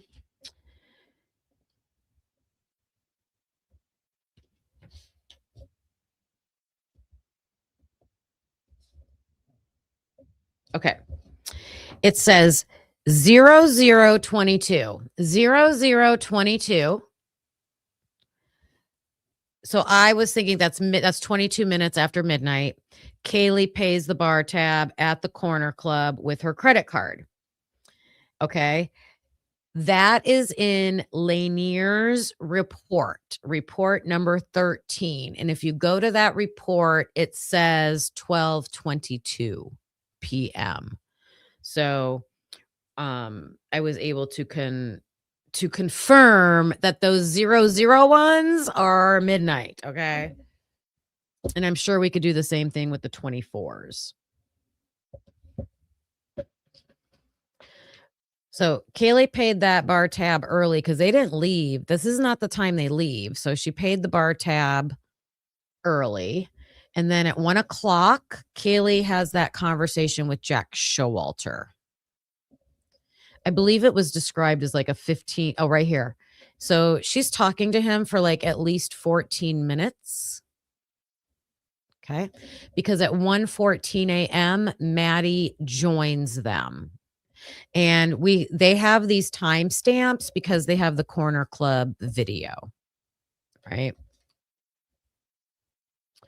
At 1:22 a.m., Kaylee sends a picture of her and Maddie at the corner club.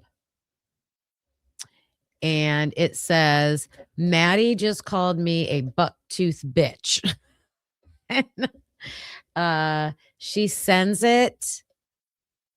Can we see? There we go.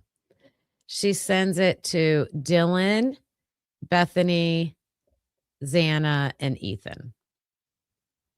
So is this them just being silly? I mean, that could just be them being silly. That's what I think. I like to see that stuff. Let me see.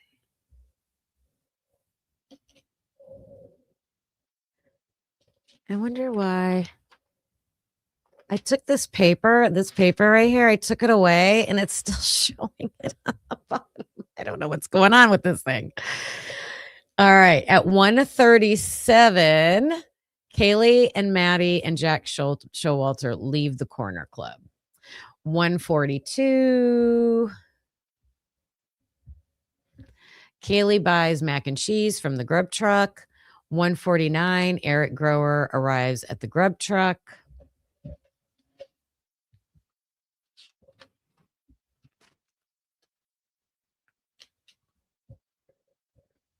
Oh no, my marker went through. I'm sorry. At 1:55, Kaylee gets a message from Bethany. Get me some mac. So Bethany's supposedly home. Kaylee and Maddie supposedly get home at 1:56. So right when they're getting ready to get dropped off, Bethany sends out this message, get me some mac. So they're still saying in this official timeline, even though they got called out by Olivia Goncalves, that Kaylee and Maddie, they know because of that 1112 camera what time they get dropped off. They're still saying 2 a.m., around 2 a.m. Kaylee gets home. She goes upstairs and she's taking selfies and videos. Wouldn't we like to see Kaylee's phone so we could see those videos and photos? I'm going to go back and double check and read exactly what it says in here.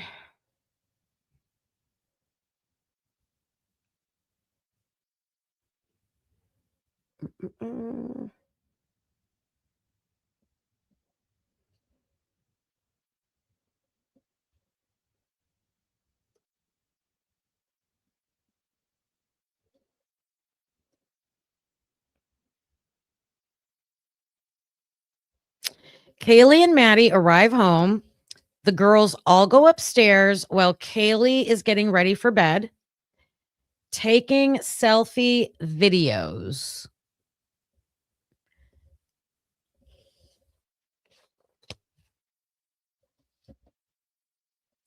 there's a lot of question about who's in that room. Who all is in Kaylee's room? I'm not clear if Dylan is up there. Bethany's up there. Not clear if Dylan's up there, and not clear if Xana is up there. Is Xana home? When I went over Xana's timeline,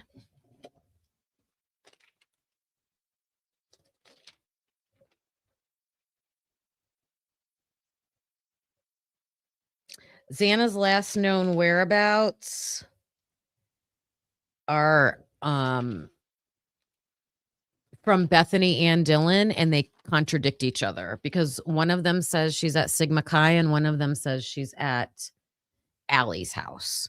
Nobody ever says when she gets home. So in Kaylee's room, she's up there. They're taking selfie videos, and they're hanging out and they're eating their mac and cheese supposedly. And we have questions about who all was in that room. And so getting those photos, any photos or videos we could get from that room would be key. At 2:02, Bethany takes selfies with Murphy in Kaylee's room. So I put this down for Kaylee because it's in Kaylee's room. Kaylee's there. The girls are there. Bethany's there taking selfies with Murphy. I just think that's interesting. All right, now we get into Jack D. 2:26. Jack D calls Kaylee and they talk for 17 minutes 4 seconds. So I added on for 17 minutes. So from 2:26 to 2:43, they should be on the phone. Now watch this, you guys. 2:26 to 2:43, Kaylee's on the phone with Jack D. At 2:43, Kaylee calls Jack. So was this an abrupt hang up? Did Kaylee get hung up on and she calls right back?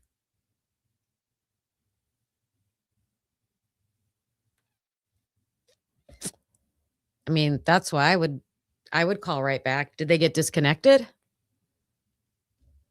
For some reason, she calls right back. We also know that blood-curdling scream is around this time.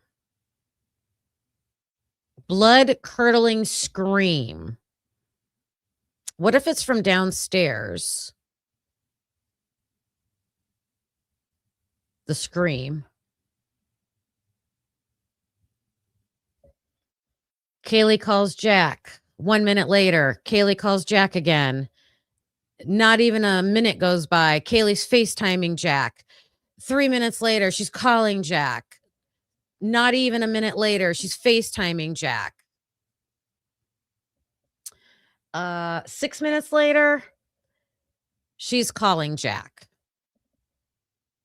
Not even a minute later, Kaylee's calling Jack. It's like frantic.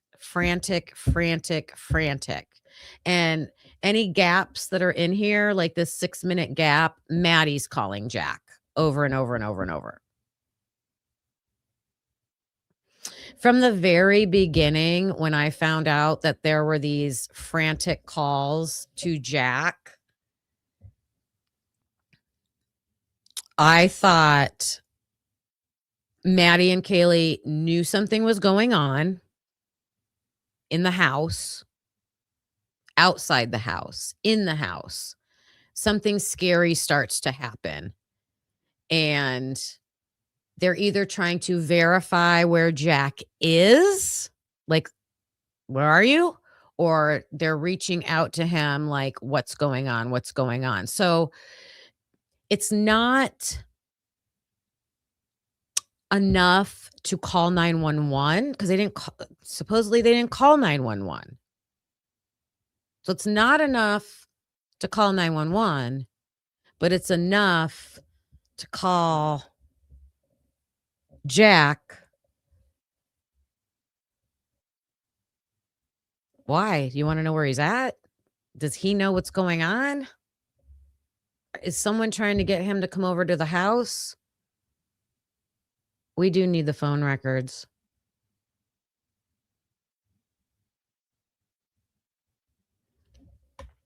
Hi, Agape Love.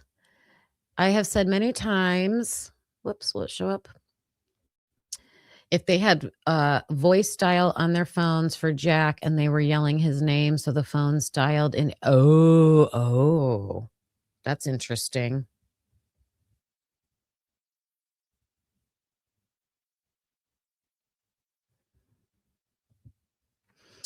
Well, Tara, according to this document, there's photographs of Bethany with Murphy in Kaylee's room that are time stamped at the 2:00 hour.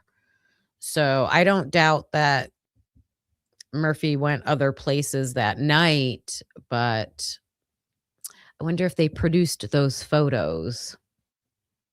Yeah. All right. So we got these phone calls. And then nothing about Kaylee until, so think about this. It's 7 minutes before 3:00, and then Kaylee's never on her phone again. But for over an hour. Where's she at for over an hour? Because from 4 to 4:20, Dylan hears Kaylee singing and playing music in the living room. She hears her walk up the steps. Remember, like, oh, Kaylee's going to bed now at 4 a.m., pretty much at 4 a.m. So if she's going to bed, then I'm I'm in my room now. I'm going to go to sleep. She hears Kaylee say someone's here, sounding frantic and running down the steps. We have a big gap here from 2:53 to 4 a.m. Where's Kaylee? What's Kaylee doing from 2:53 to 4 a.m.? Is she hanging out by herself in the living room? Just her and Murphy hanging out? I think that's highly unlikely. One of the things that Christopher Whitcomb pointed out in his book when he's talking about the butterfly effect, and like one of the very first things that, goes wrong in the case and then snowballs, is the fact that the investigators didn't look at the scene, like the house as a whole. Like they didn't look at the whole crime scene. They didn't look at it like from the front door, opening the front door, crushed beer cans all over the place, leaves on the floor, spotless bathroom that doesn't look used, a weird extra room that poor college kids can't afford to let a room go unrented. Up the steps. Oh my gosh, I'm seeing blood marks on the steps, on the railing, on the wall, on the half wall. A living room that looks completely disheveled. Like something happened in there. A broken couch.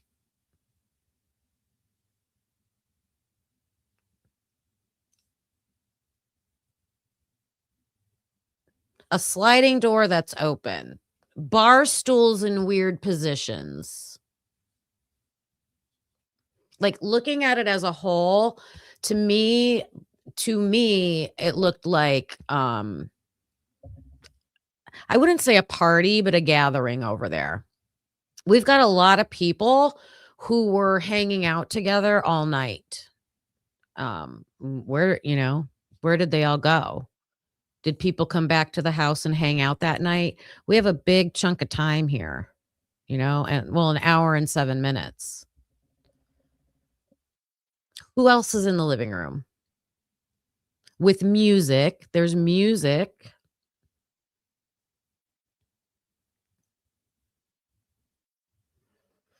So here's another spot, a gap of time where I'm going to be looking for any other interviews, any information that we can fill in with that time. And then, Jen, if you're listening, can you tell me what page you wanted me to look at again? What did you say? 310? Let me go back to that because I think that fits in here now. I think it was 310. Yeah. Oh, let's look at this. Who is this?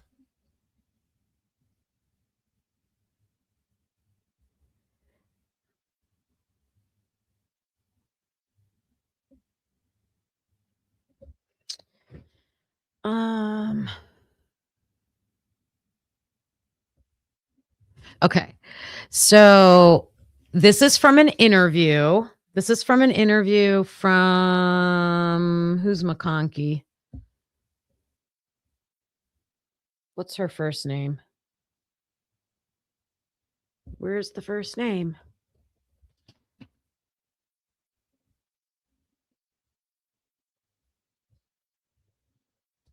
It just keeps saying McConkey, McConkey, McConkey. Oh, here we go. Kaylee McConkey. She's 25. She graduated in May the previous year. She was a Pi Phi. So that is not Kaylee's. That's Maddie's fraternity or sorority.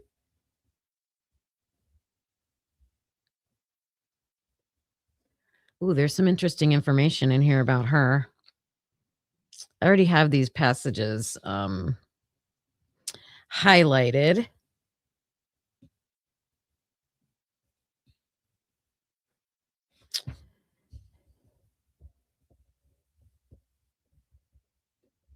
She's the one that names Sophia Whitehead as the person who rents the person who rents that spare bedroom on the first floor is Sophia Whitehead. And I said that on, I don't know, a while ago.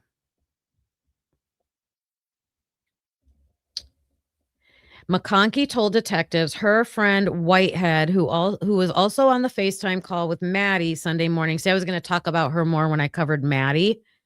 Actually paid rent on the first floor bedroom down the hall from Bethany. Okay, so I'm going to be diving into her more.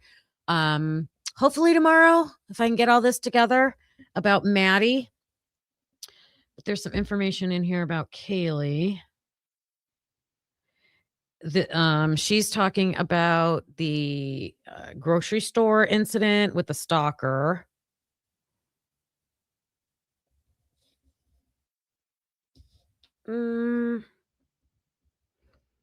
Perhaps the most important statement McConkey made to police was that Kaylee Goncalves' sister told her Jack Decor woke up the morning after the homicides with 16 missed calls from Goncalves and Mogan.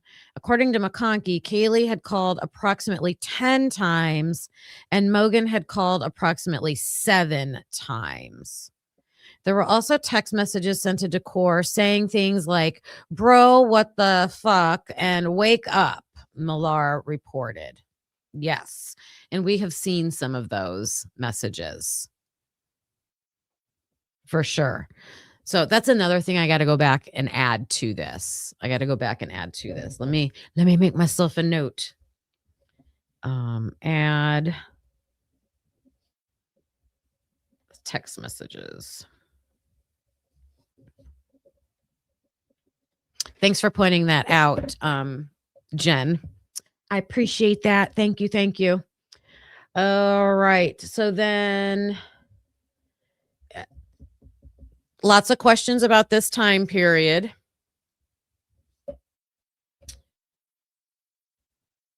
And then we do not have a time for Dylan opening her door and saying, she just says, pretty much at 4 a.m. She hears Kaylee crying in the bathroom near Xana's room. right? This is near Xana's room. And she hears somebody say, "It's okay, I'm here to help you." Now, someone pointed out, I think it was probably Christopher Whitcomb. I'm sure it's in the book, and I know he said it on some of his interviews. I think it was him that, it's interesting that she could hear these softer sounds, because she described it as kind of like whimpering and crying from, like, I don't know, it was yards away, through walls, through rooms, through the living room, through a bunch of walls. She can hear her in the bathroom. But Maddie's room is right above Dylan's, and it's like 8 feet, 9 feet from Dylan's bed to Maddie's bed above. It's right above you. She didn't hear any of those sounds. Everything that happened in Maddie's room, she's in her room, Dylan's in her room, and she doesn't hear anything. Nothing that she makes mention of. She doesn't mention about any noises directly above her at any time. So, and that's all we get right here. This is the investigative timeline written on here in a convoluted manner, out of chronological order. They mess with the midnight times to make it confusing. And then this is what we get. So now to fill this in, we have to go to looking at what reports are they citing, using the book. Where in the book does it talk more about Kaylee? All of those kinds of things. So that is going to be where I go from here after I get the skeleton outline for each of the victims. All right. But I don't think I finished this. We're going to look now. I'm going to finish my video that I made of what Jack Decor said.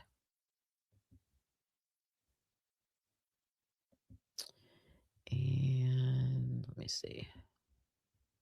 Take this down.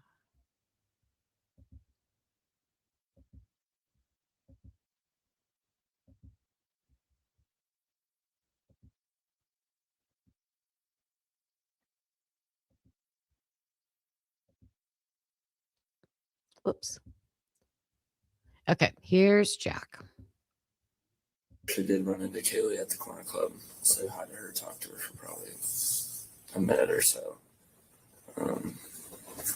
And then eventually, I don't know if she left before or after me, but I left. I came back home, pretty much just went to bed, and then I woke up and I saw a bunch of commotion down the street. And I walked out there just to see what was going on, and I kind of heard some things. But I later looked on my phone and found like 6 missed calls from Kaylee and 3 from Maddie as well.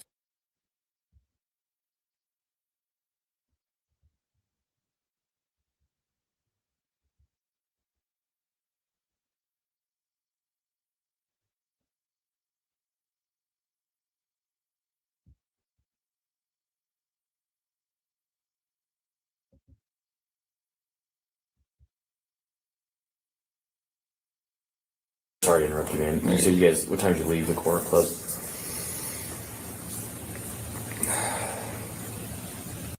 Probably about 1. I don't really know that I was paying attention to time. No, that's all right. You went straight home after that. You guys stopped to get grub truck, anything like that? No, went straight home. Straight home. Our sober driver was actually stopped by one of the officers. Oh, really? Okay. Who's your... Well, actually, we didn't get in that car because it was too full, but I came in contact with them because I was trying to get a ride. Gotcha. Okay. So how did you end up getting home?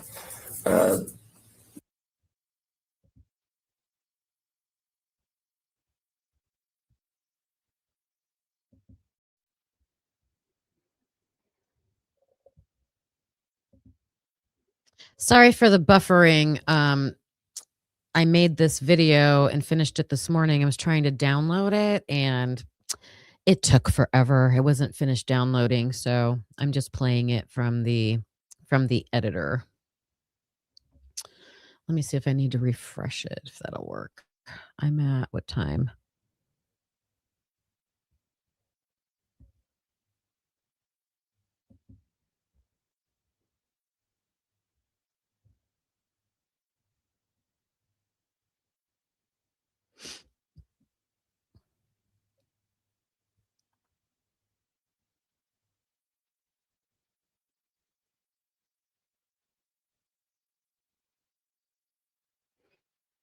Come on, you can do it. You can do it, little editor.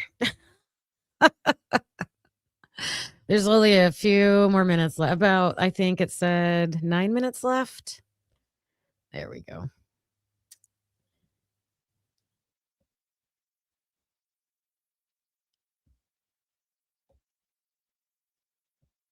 I think I was at, I'll try there. Okay. Actually, we didn't get in that car because it was too full, but So first he says, okay, so they get picked up, I think, like by sober bros, right, to go home. And it sounds like he's saying there's more than one car that came to pick them up because the car, originally he says the car got pulled over and he's like, oh, no, we didn't get in that car. Is there something going on there? Was he in a car that got pulled over? Because then he's like, no, we weren't in that car. came in contact with them because I was trying to get a ride. Gotcha. Okay. So how'd you end up getting home? Just another buddy came and picked us up. Okay. Who is that? Do you mind me asking? I think you have that. How do you spell? Or maybe it sounds like the original person that was supposed to come get them didn't come because they got pulled. Something went on. Last name?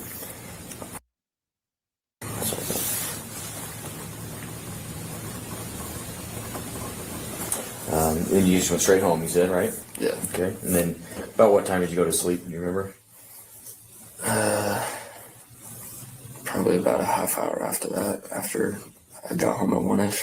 So 1:30-ish, fair to say? That's my best guess. Just fill in the answers for them. Just fill in the answers. I won't wait for answers. I'll just tell you the answer. Okay. And then what time did you actually wake up? Like 11:30. 11:30. And then do you have roommates at all? Mm-hmm. Were they there? Yeah. Okay. I mean, two of them were home when I got walked out of my room, but I don't know who else was there. Okay. Who are your roommates? There's 4 of them. Okay. And then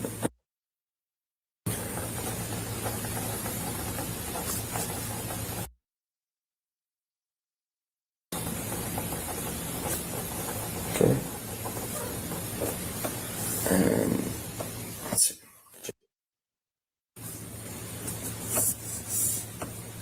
That's all. That's all.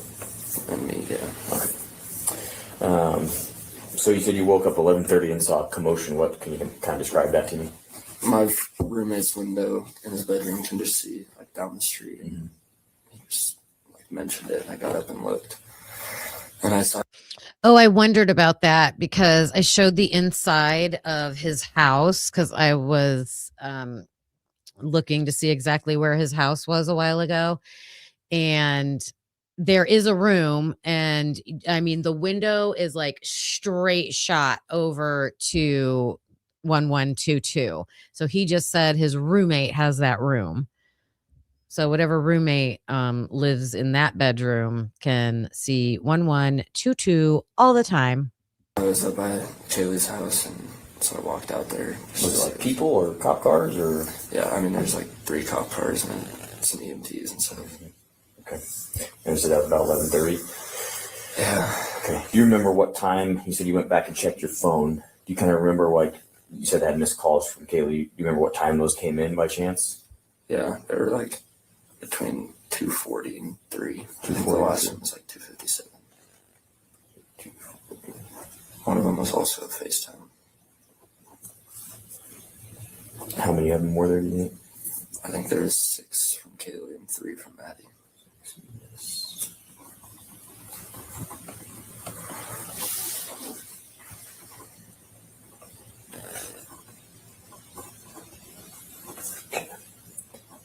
And I don't, like, Maddie, I've known her forever, but she wouldn't just call me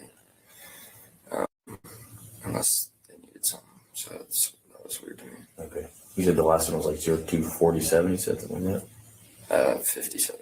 257. No text messages from either one? Actually, I don't know how she got my little vape, but she texted me at like 2:45 and she said, "Hey, I have your vape. You can come get it from the house." But I didn't say that till the morning. And that was Kaylee? Yeah.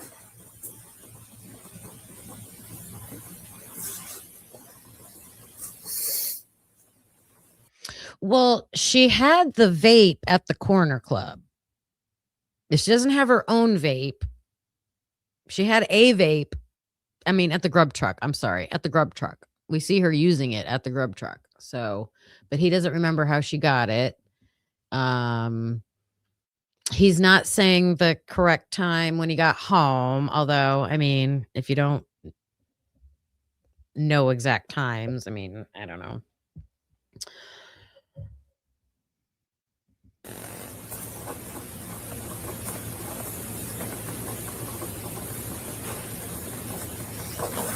Okay. So I know you said you were sleeping, obviously, most of the night, but at any point, did anybody mention hearing, seeing anything out of the ordinary? No, not that I heard. Nothing, huh? Okay. Did you hear or see anything out of the ordinary? No, not until the morning. Yeah, not until you saw the cop cars and stuff. Okay.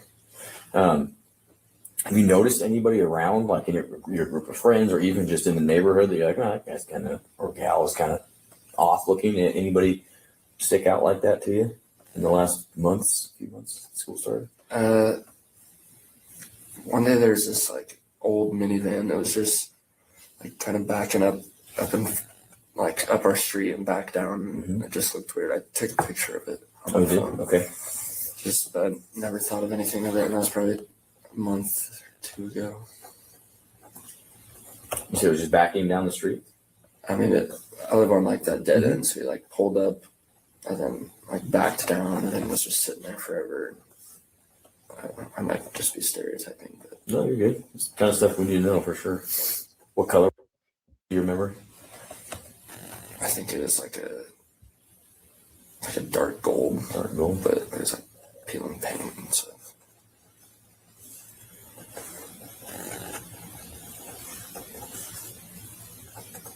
And that was about a month ago. Yeah, I could find the date on my phone.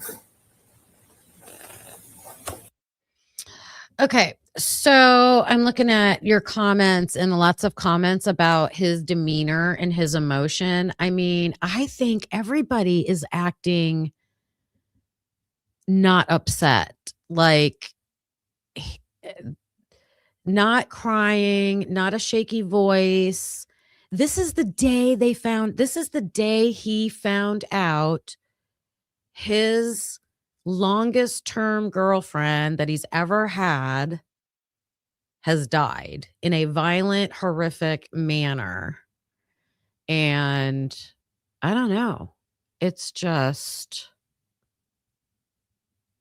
even if you're not crying right at the beginning, you know how like sometimes like you're trying to hold it together in situations, but someone will like say something or ask you a certain thing and it just like triggers you to like, get choked up. Like we're not even seeing those moments of like getting choked up. The other thing about what he said right here, he was talking about a gold colored, minivan that had peeling paint, so it didn't sound like a nice vehicle, being on his street for a pretty long, significant a period of time.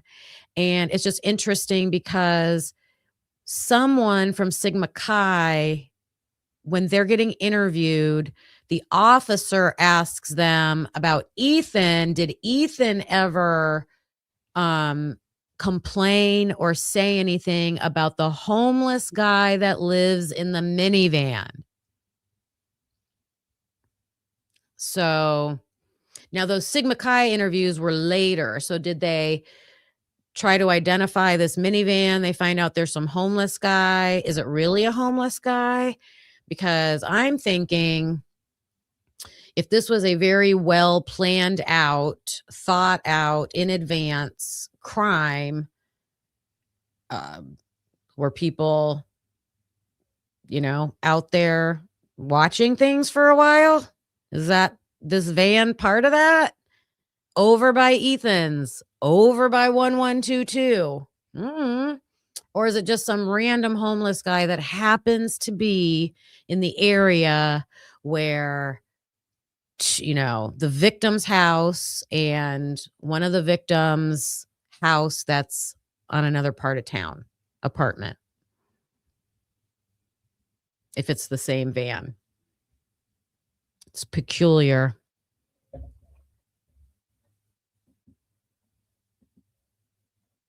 Oops.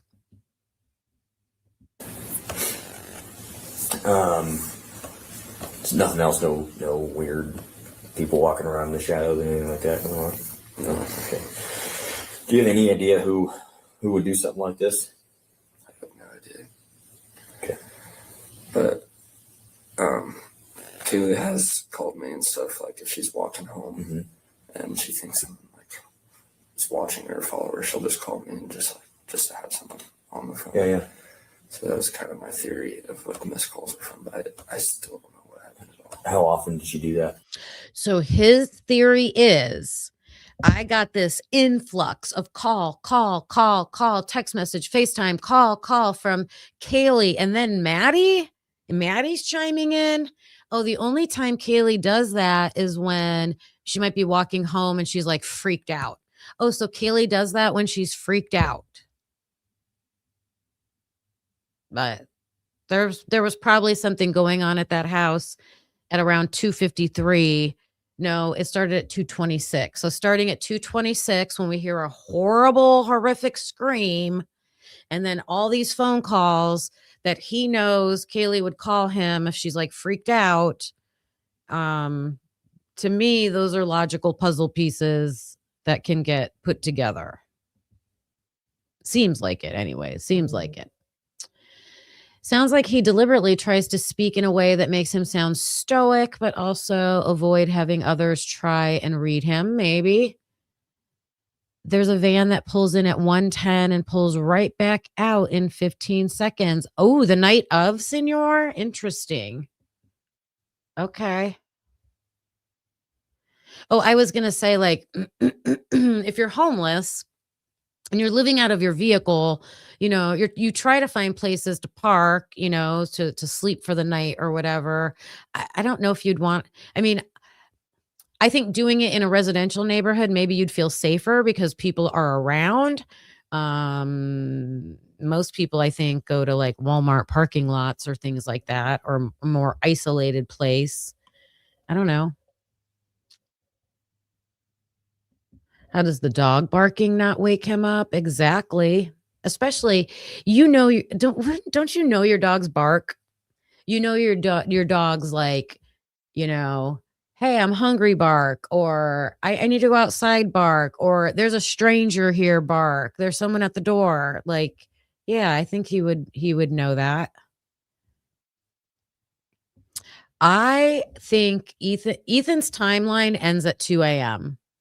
Like it does. There's no sighting of him. There's no phone activity on his end, like outgoing. Yeah. And now, so digitally, Ethan's timeline ends at 2 a.m. Kaylee and Maddie's timeline ends at 2:53 a.m. Xana's timeline ends at 4:12 a.m.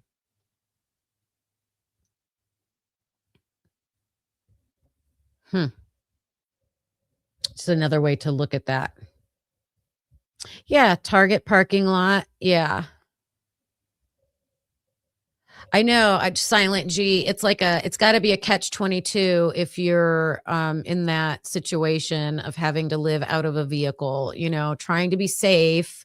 But then I think when you're in a neighborhood, like you're drawing attention to yourself, right? And then if you have to go somewhere that's too isolated, then you're in danger, right? Yeah, I hate that.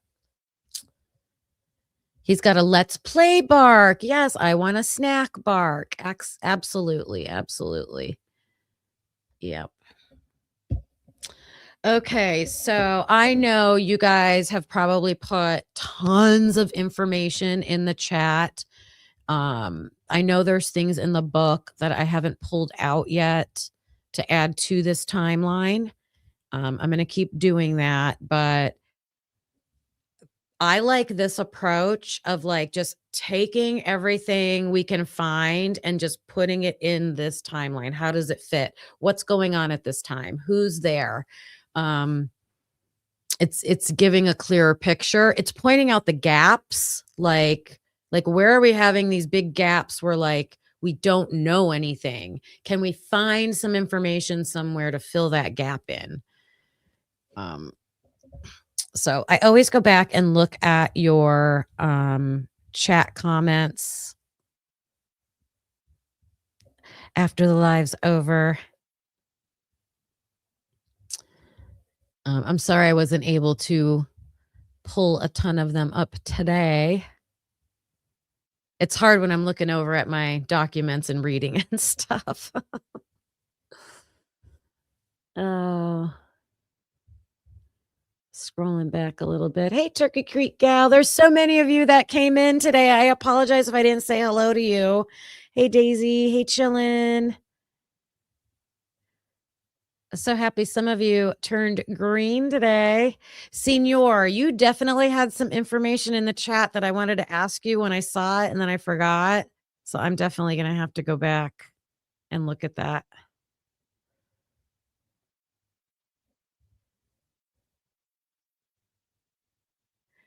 Anxiously waiting. Hey, Stacy, Glandon. Yeah. I know that journal information was a bombshell drop last night. That's crazy.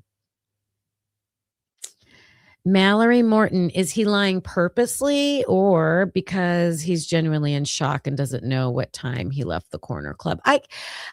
I can give grace on the not knowing that what time you left the bar.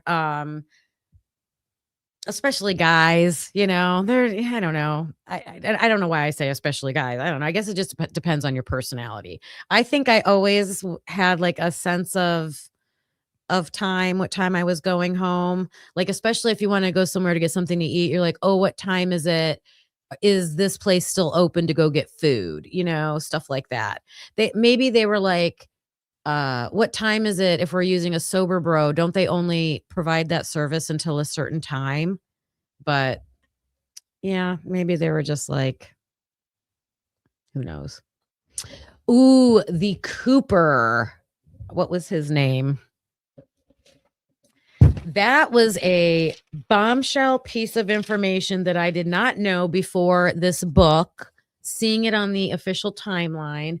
It's on Ethan's timeline. Cooper Atkinson at 2:01 a.m.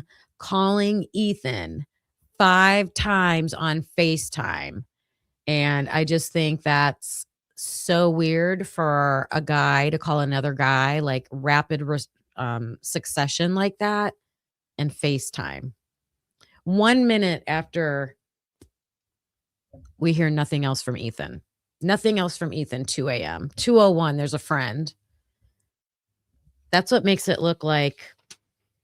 I don't think these college students knew what was going to happen, but I think they knew something was going to happen. So, all right, I am going to continue on this timeline journey. I hope you got something out of the explanation of the, what did I call it?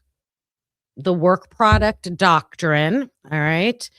We went over that at the beginning, and yeah, looking at Kaylee's timeline, and I'm going to take that video I made. I need to do a little bit more editing to it and just post it on its own, because it's kind of putting everything, not everything, it's putting some key video interviews together just about Kaylee. Okay. So I'll put that on there. Anybody wants to use it or go back and watch it, you can. Witchy, I saw that you were doing that timeline also. I'm looking forward to seeing that. I can't wait to see that. And I was also thinking I'm going to screenshot what I have on my papers, and I'm going to put them, I think I'll give them to like members only. I'll do that on there just because I like, providing something for that membership. It's a hard, I don't want to exclude anybody from things. So if you're not a member, and you really want that, you can always just reach out to me. I'll make it available. Thank you so much, Meanie. I appreciate that. Bubbly Waters did a great video on the wall hanging. That wall hanging drives me nuts, Callie. I think that doesn't have one speck of blood on it, and I think it's up there to cover something up, but I would love to see. I wonder if Bubbly, I'll have to look at her video on that. Is that wall hanging there like weeks before? Are there photos in Xana's room that we can see that wall hanging there? Awesome. I appreciate you guys. Thank you so much. I'm glad that you enjoy this and are getting something out of it as much as I am. I mean, it's helping me so much to just put everything in time order like that. So I hope you guys will join me back tomorrow, 11:30 a.m. Eastern time, Monday through Friday. I'm on here 11:30 a.m. usually for a couple hours, and I'm going to keep sharing what I can find about the survivors. And I will probably also do Bethany and Dylan's, their timelines. So I appreciate the super chats and the memberships that were given today. The mods for being in here. Thank you so much. Dropping links and things like that. And everyone who became a subscriber today. I appreciate that. Please subscribe if you haven't. And if you haven't hit the like button yet, I hope you will do that on your way out. Have a great day, everybody. And I will see you back here tomorrow. Bye. Thanks for watching, hope you felt the spark. Please hit that like before it gets dark. Subscribe, it's free and keeps us going strong. You're part of the crew now, right where you belong. Join us next time, same truth, same fire. We bring the heat and never tire. We're typically unique and proud to be a husband and wife in podcast harmony. Practically unique, yeah, that's you and me. Don't forget to like and hit subscribe, it's free. Come back again, we'll be right here with truth and laughs and zero fear.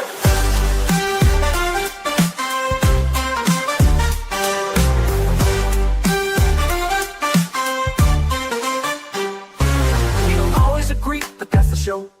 One love, two minds, letting it flow. We dig deep with crack jokes, we call it like we see. If that's your vibe, you belong here with me. We don't always agree, but that's the show. One love, two minds, letting it flow. We dig deep with crack jokes, we call it like we see. If that's your vibe, you belong here with me.